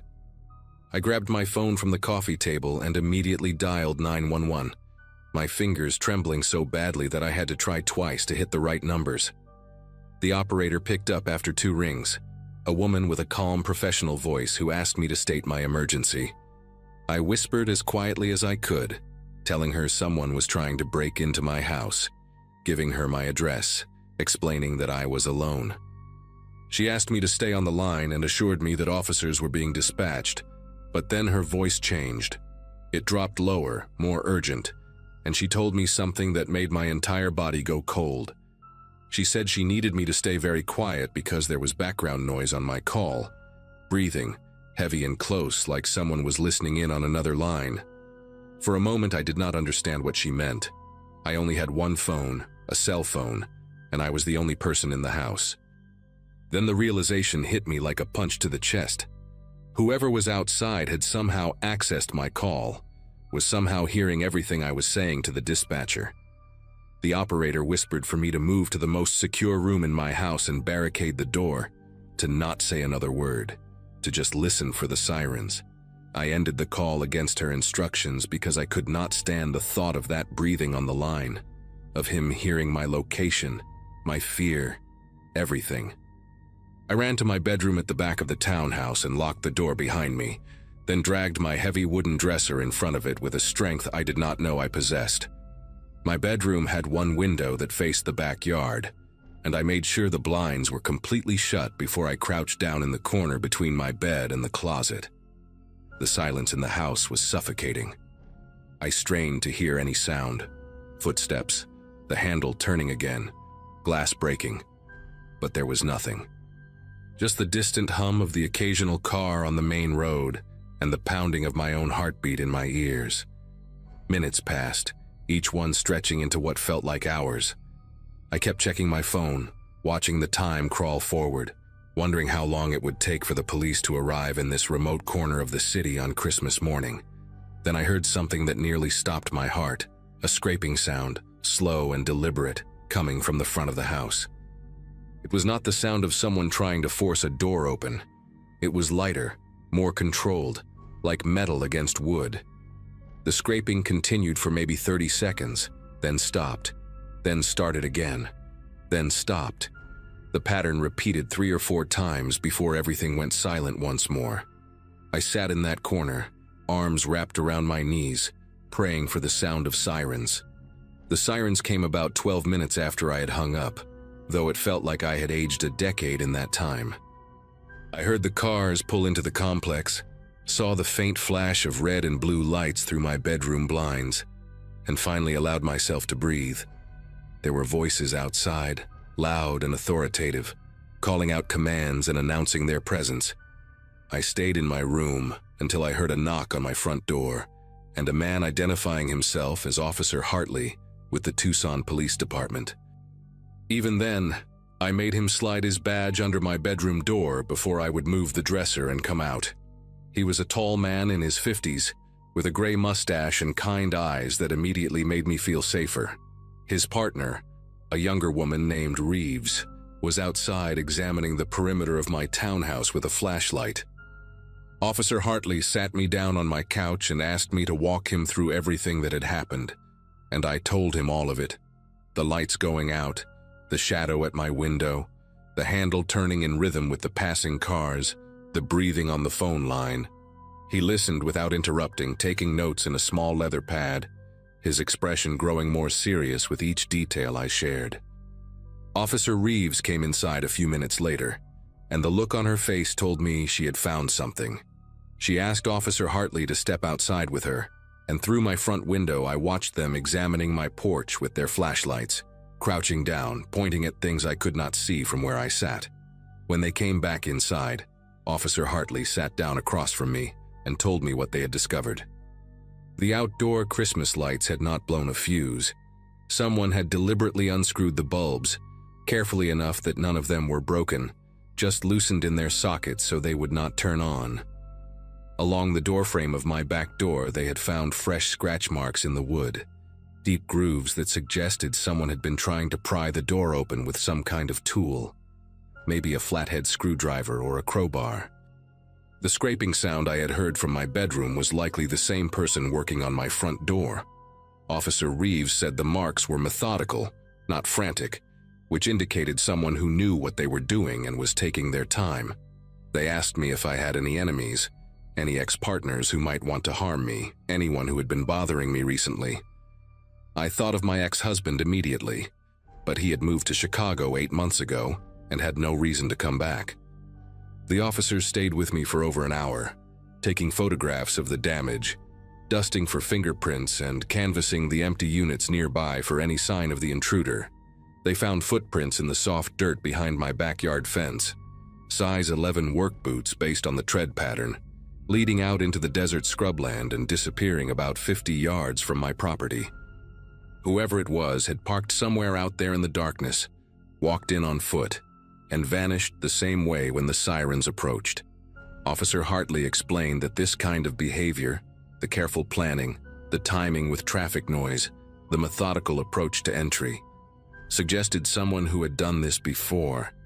He did not say the word serial, but I could see it in his eyes, the way he and Reeves exchanged glances when they thought I was not looking. They offered to have a patrol car sit outside my complex for the rest of the night, and I accepted without hesitation. Before they left, Officer Reeves pulled me aside and said something that has stayed with me ever since. She said I was lucky that I had noticed the lights going out. Lucky that I had looked through the blinds at that exact moment. Lucky that I had called when I did. She said most people in my situation would have just gone to check the fuse box outside, would have walked right out their front door into the darkness without a second thought. The implication was clear. If I had done that, I might not be standing here talking to her. I did not sleep that night, or the next night, or the one after that. I stayed with Denise from work for the rest of the holiday week, too terrified to set foot in my townhouse alone. In January, I broke my lease and moved to a gated apartment complex on the other side of the city, closer to downtown, where there were people and lights and noise at all hours. The police never caught whoever was outside my home that Christmas Eve. They found a partial fingerprint on one of the loosened light bulbs, but it did not match anyone in their database.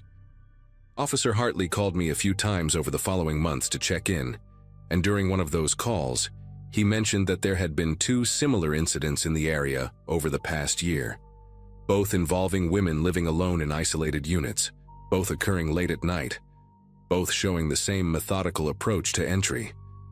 In neither case had the intruder actually gotten inside. He said they had a theory that whoever this was enjoyed the hunt more than the capture, that watching the fear, testing the doors, hearing the panic in a 911 call might be the entire point. I still think about that sometimes, about the fact that he might have been listening to me beg for help, breathing into my phone, savoring every trembling word. I installed a security system in my new apartment, bought a baseball bat that I keep next to my bed, and I never, ever spend a holiday alone anymore. Some lessons you only need to learn once.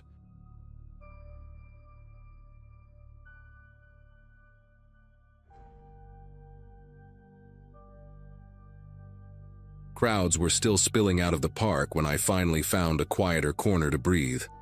My friends had already peeled off with their partners, and I just wanted to get home and get my shoes off. I remember feeling that mix of post-fireworks buzz and exhaustion, the kind that makes everything feel slightly unreal, but not in a bad way. I opened my rideshare app, saw the wait time, and leaned against a metal barricade that someone had half-crushed earlier in the night. The air still smelled like burnt powder and kettle corn, and people were laughing, stumbling, calling out to each other as they tried to reconnect in the chaos. I was sober, just tired, and trying to shake off the leftover adrenaline from the fireworks. My driver's car was listed as a charcoal sedan, pretty common, so I kept checking the little GPS dot creeping closer. A few minutes passed before a charcoal sedan rolled up to the curb with its window halfway down. The driver leaned over and called my name, calmly, like he'd said it 1,000 times. That threw me off more than anything, because I hadn't even seen him clearly yet. He had a baseball cap pulled low, and the streetlights were doing that annoying strobe effect as people walked in front of us, blocking the glow every few seconds. I glanced at the car, same color, same make, and for a second I almost opened the door, but something nudged me to double-check the plate. It was close, incredibly close, but the last digit wasn't right. One number off. Not a typo off, like a completely different digit. I asked him about it, trying to keep my voice casual. His reaction snapped something inside me. Instead of just correcting me or explaining, he sighed loudly and waved me toward the door like I was being dramatic.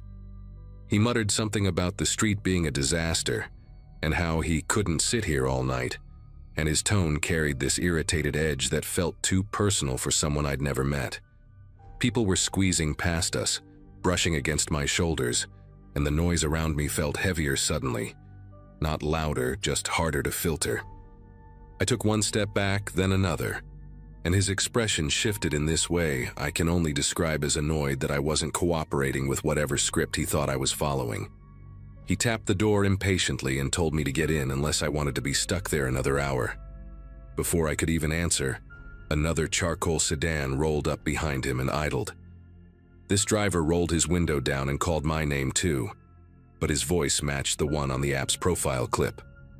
He held up his phone, screen glowing with my ride details. The first driver looked into his mirror, then shot me this sharp look, like I'd inconvenienced him on purpose. Without another word, he jerked the wheel and sped off, headlights off, slipping through the crowd in a way no sober person would ever attempt. A couple walking nearby jumped out of the way, shouting after him, but he didn't slow down. He just disappeared into the mess of brake lights and drifting smoke like he'd practiced that exit 100 times. I got into the real car, still trying to process how close I'd come to stepping into the wrong one. My actual driver, a guy named Marcus, kept glancing at me in the mirror with this concerned look, the kind you give someone who's clearly rattled but trying not to make a scene. He asked if everything was all right, and I told him what happened in a short, jumbled version. The moment I mentioned the missing digit on the plate, he tightened his grip on the steering wheel. He said other passengers earlier in the night had mentioned cars lingering near pickup zones, matching descriptions almost perfectly. Same make, same color, sometimes even the same aftermarket decals. Hearing that made my whole body tense up. The streets were choked with people leaving the fireworks, and every minute we crawled forward gave me more space in my head to replay the man's tone, the way he said my name with too much familiarity, like he'd practiced it.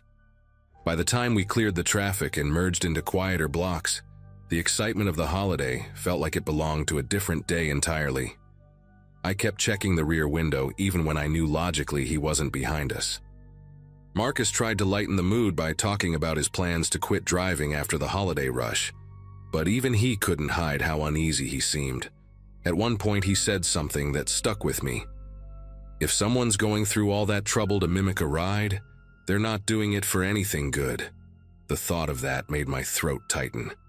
I rolled down the window a crack to get some cold air, but even the breeze didn't help settle my nerves. Every charcoal sedan we passed made my chest tighten like I was seeing the same car again and again. When we reached my street, Marcus didn't pull away right after dropping me off. He waited until I was through the gate of my building before waving goodbye, something drivers almost never do anymore. Inside my apartment, the silence felt heavier than usual. My neighbors were still out celebrating, so the hallway was empty, and every little creak sounded too sharp.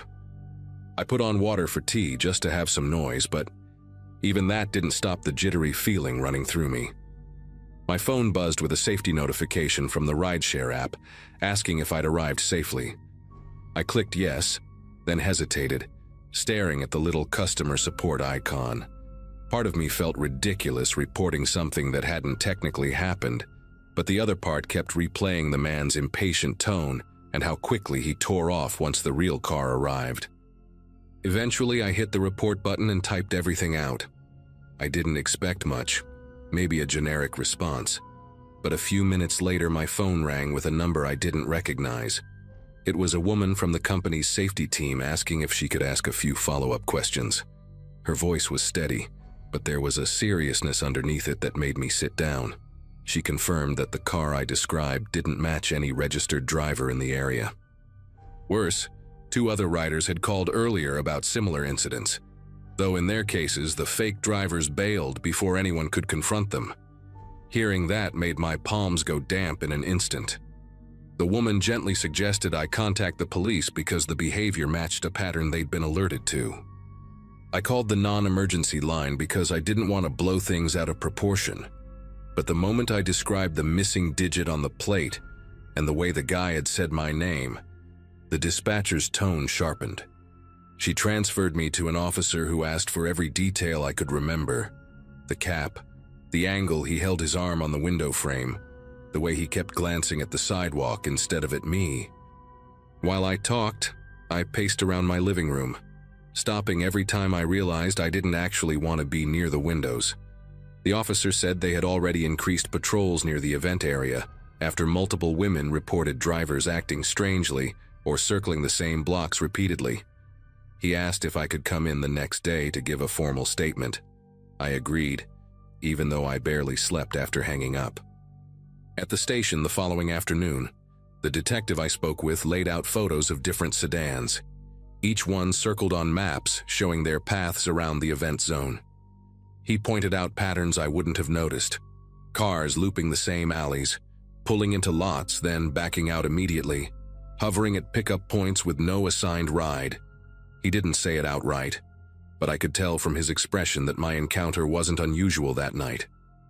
The fireworks had drawn out tens of thousands of people, and many were tipsy, distracted, or separated from their groups. Perfect conditions for someone looking to blend in and pick a target. The detective said one woman had actually gotten into a fake car earlier, but managed to jump out at a stoplight when she realized the driver was taking a route that didn't match her app. Walking home after giving my statement, I kept replaying how easily things could have gone in a different direction for me. The detective had explained that these men, or maybe it was just one group pretending to be multiple drivers, had refined their approach by watching how real rideshares interacted with riders. The greeting by name, the quick wave, the casual impatience. They had the script nailed down. That detail haunted me more than anything. They weren't improvising. They were practicing, planning, perfecting. My street felt different as I approached my building. Still familiar, but edged with the thought that danger doesn't always show up wearing something obvious or theatrical. Sometimes it looks exactly like what you're expecting. A few days later, the detective called to tell me they'd made progress. Surveillance caught the same sedan from my description weaving recklessly through a pedestrian crossing not long after it left me at the curb. They traced the car to an abandoned property on the outskirts of the city, but whoever had been using it had cleared out fast. No personal items, no gear, just a stack of fake plates in a cardboard box and tire marks in the dirt. The detective told me very plainly that I'd made the right call by stepping back and waiting for plate confirmation. He said that small hesitation likely kept me from becoming part of their pattern. I still think about that night whenever I leave a crowded event. How one missing digit saved me from stepping into a car, meant for someone who wasn't supposed to come back.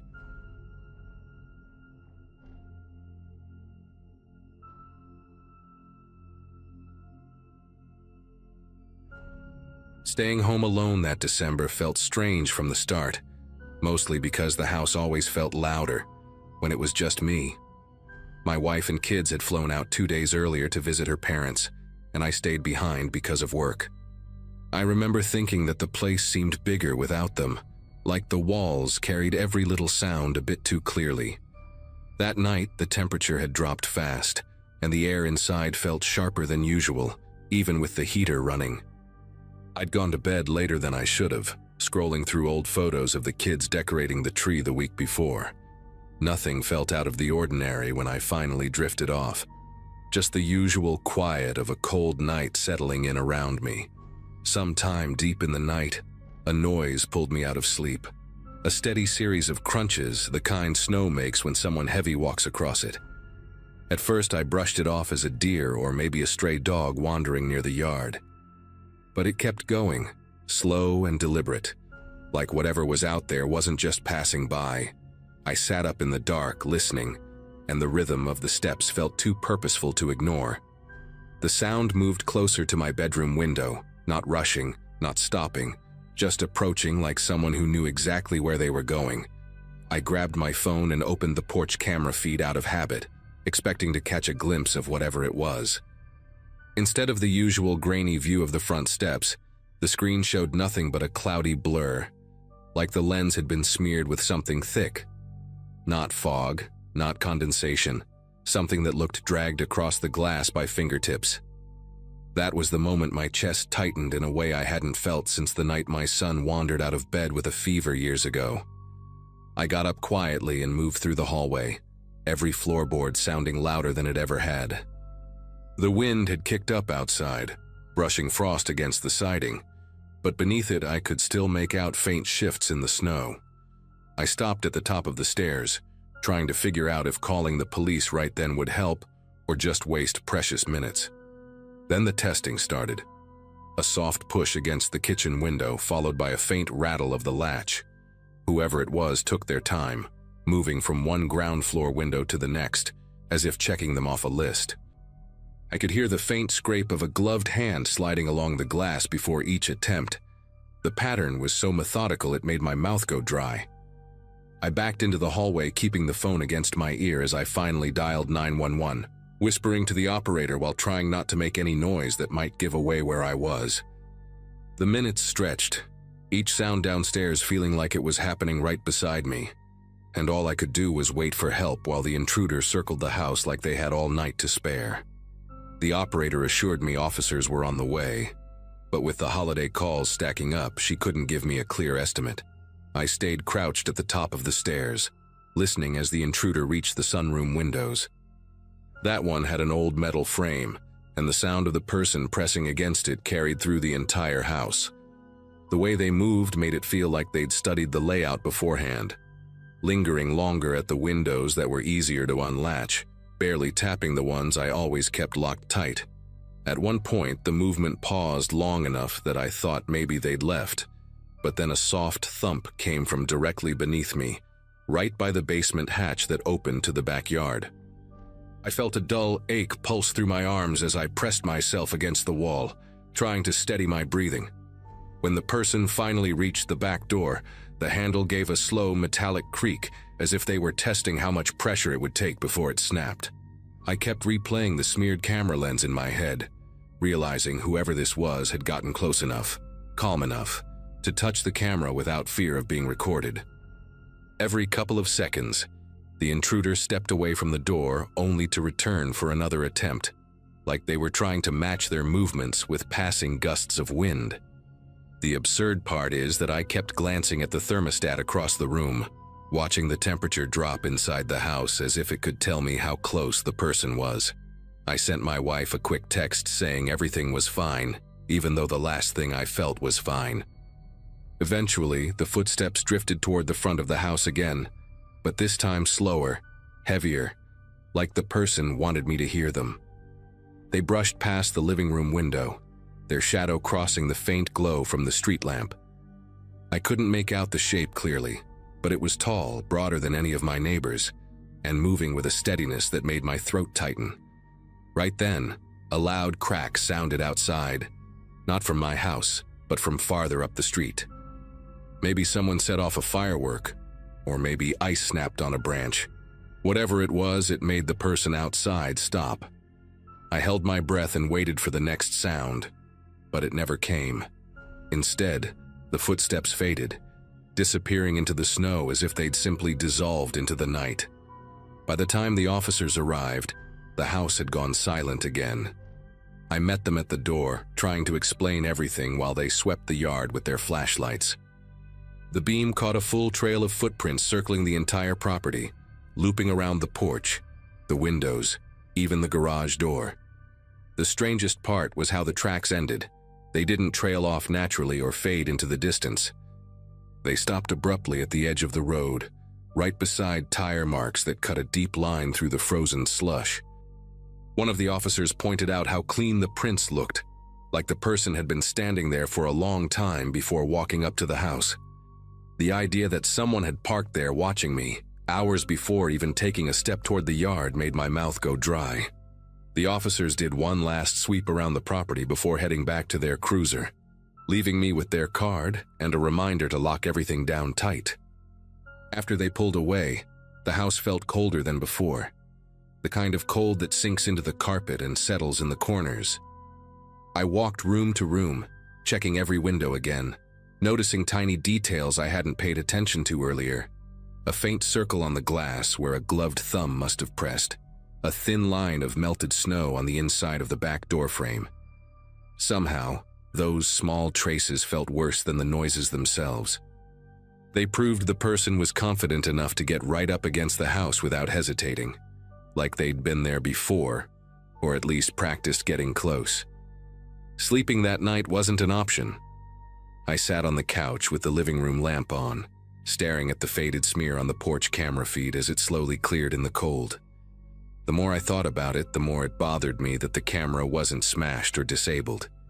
It was just covered. Someone wanted me blinded, but not alerted. I kept imagining a hand reaching toward the lens, palm first, moving slowly enough for the warmth of the skin to leave streaks across the glass. Maybe they wiped it clean on their clothing afterward. Maybe they didn't care if I saw their handprint. Either way, the idea of someone being inches from my face, separated only by a tiny camera, made it impossible to shake the uneasy buzzing beneath my ribs. When the sun finally came up, I stepped outside to take a better look at the footprints before they disappeared under fresh snowfall. The pattern confirmed exactly what the officers had said. The tracks circled the house in one long, looping trail, doubling back at certain windows like the person had returned to them more than once. What shook me most was how deep the prints were near the porch camera. Whoever stood there had lingered long enough to compress the snow down to a hard, icy ring. The tire marks on the road were still visible too. They ran parallel to the property, stopping right at the point where the tracks began, like the car had been sitting there for hours with a perfect view of my bedroom and living room windows. Since that night, nothing else has happened, and no one was ever identified.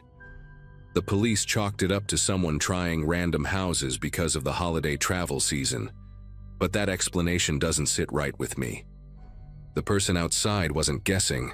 They moved with intention, checking the exact points where my house was most vulnerable. I replaced the camera the next day, added more lights, reinforced the basement hatch. But the thing that sticks with me most is the quiet moment when the footsteps paused directly beneath my bedroom. It felt like they were listening, maybe for me, maybe for movement, maybe for something I'll never understand. The only comfort I've found since then is that they left after that single night, and for reasons I hope never to learn, they didn't decide to come back.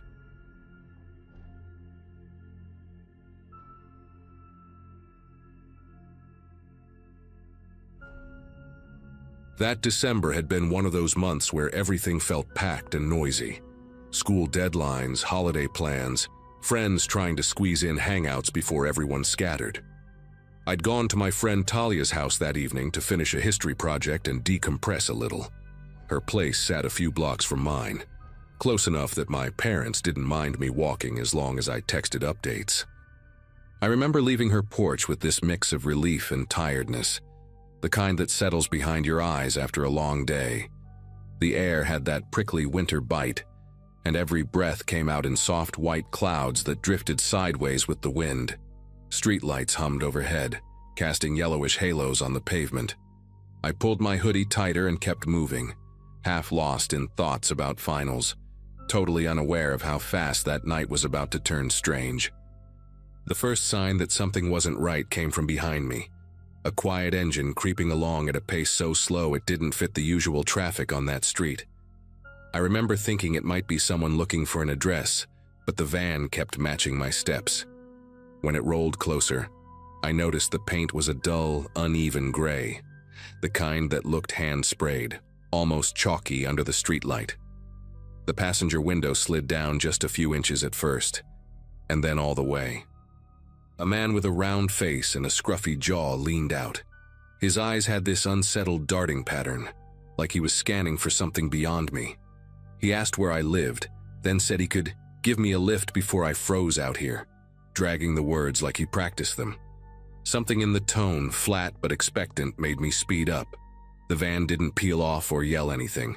It just slowed even more, as if waiting for me to slip, hesitate, or get close enough to grab. I cut sharply across a yard I knew wasn't fenced, hopped down the other side, and bolted toward a side street that had a row of holiday lights blinking on a balcony. When I glanced back, the van had turned the opposite way, which almost confused me. Maybe they gave up? But that flicker of relief vanished fast when another vehicle, a dark compact car with a loud rattling muffler, entered the street from the far end. It drove past me once, then again, then a third time, this time slower. The windows weren't tinted, but the people inside kept their faces angled downward, only lifting their heads when they reached each corner, like they were trying not to be noticed yet searching at the same time. My house was still several blocks away, and the street I was on suddenly felt too open, too exposed. I ducked into the back lot of a small shop that had closed hours earlier, its metal security gate pulled down and locked. A big green dumpster sat wedged between the building and a brick wall, and I squeezed behind it, crouching low on the cold concrete.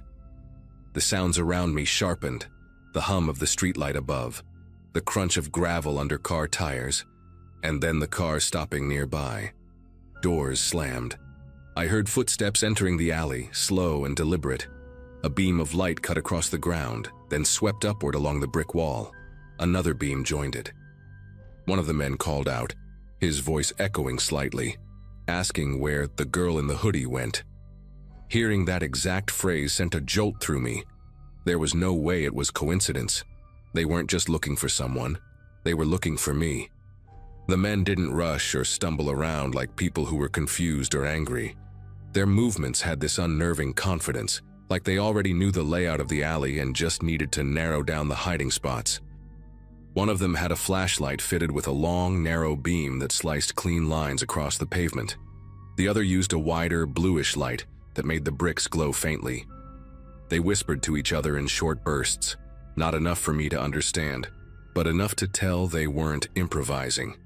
At one point, the man with the narrow flashlight tapped the dumpster with his knuckles, 3 quick knocks, before sweeping the beam behind it. I pressed myself as small as I could, pulling my hood forward to cover the small patch of hair that wasn't hidden. The beam passed so close to my shoes that the rubber on the toes lit up.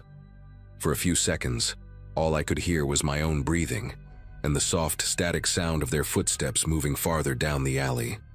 Then one of them said something that tightened every muscle in my body. Check behind the pallets next. There were wooden pallets stacked near the back door of the shop, and from where I was, I could see the gap between them and the wall. If they searched there and didn't find anything, it meant their next logical step would be to backtrack, straight toward the dumpster. I caught a glimpse of one of the flashlights reflecting off a window above me, and that faint, distorted reflection made everything feel unreal, like I was watching myself from another angle. I remember gripping the edge of the dumpster with my hand and feeling tiny chips of paint flaking under my fingers. Just as their steps circled closer again, a distant siren echoed from the main road. It wasn't close enough to be alarming, but close enough that the men paused. One of them muttered something sharp and irritated, and the other swung his light toward the street as if checking for patrol cars. The siren grew louder for a moment before fading, but the timing was enough to throw them off. They began retreating toward their car, still alert, still scanning the shadows, but now with this uneasy hurry in their walk. When they reached the mouth of the alley, the car headlights flicked on, briefly illuminating the brick walls in harsh white. The vehicle rolled slowly down the block, the occupants staring out both sides of the windows one last time before turning the corner. I stayed crouched behind the dumpster much longer than I probably needed to, aware that the cold from the concrete had started creeping through my jeans. My legs kept tensing and relaxing on their own, like my body couldn't decide whether to run or stay frozen in place. When I finally stood up, The world felt too quiet. No cars passing, no people walking dogs, not even the usual wind rattling the loose gutter above the shop. I peeked around the corner of the building toward the street and saw nothing but an empty intersection, the crosswalk light blinking its red hand slowly, over and over. I knew I had only a small window of safety, so I slipped out of the lot and took the back route home, cutting through yards and narrow paths I hadn't walked in years because they were always too dim. That night, they felt like the safest options I had. By the time I reached my street, the cold had settled deep into my clothes, but I barely registered it. What I kept replaying instead was the way the men had used my hoodie as a descriptor, like they'd already been watching before the van even showed up. My house came into view between two leafless trees, their branches stretching across the front yard like thin arms. One window on the second floor glowed faintly. My mom always left a lamp on when she knew I was walking home. That small patch of warm light hit me harder than I expected. I hurried up the porch steps, unlocked the door as quietly as I could, and slipped inside. The house smelled like cinnamon tea and old wood, familiar and grounding, but my nerves were still strung tight enough that every creak felt amplified. I didn't tell my parents right away. Not because I didn't want to, but because something about the whole encounter felt surreal. Like if I started talking too quickly, I'd jumble the details or sound dramatic. I went straight to my room, sat on the edge of my bed, and tried to slow my breathing. From my window, I could see the faint glow of the street lamp outside and a slice of the sidewalk.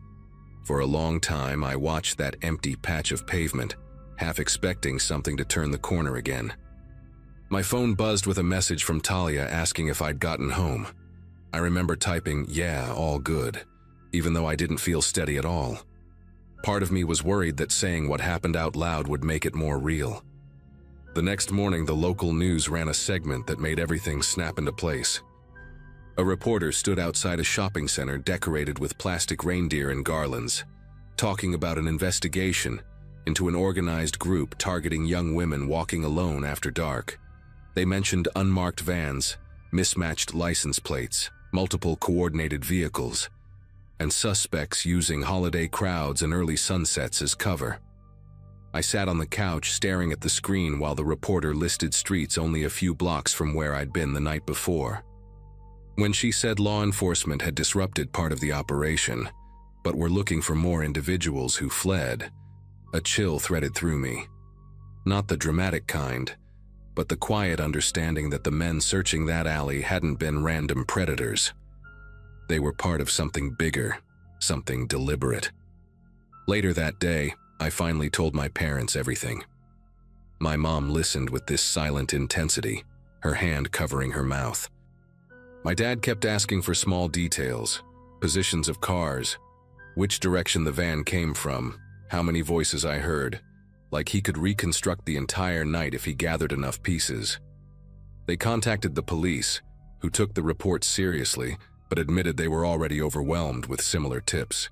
Still, an officer assured us they had patrols circling the area more frequently.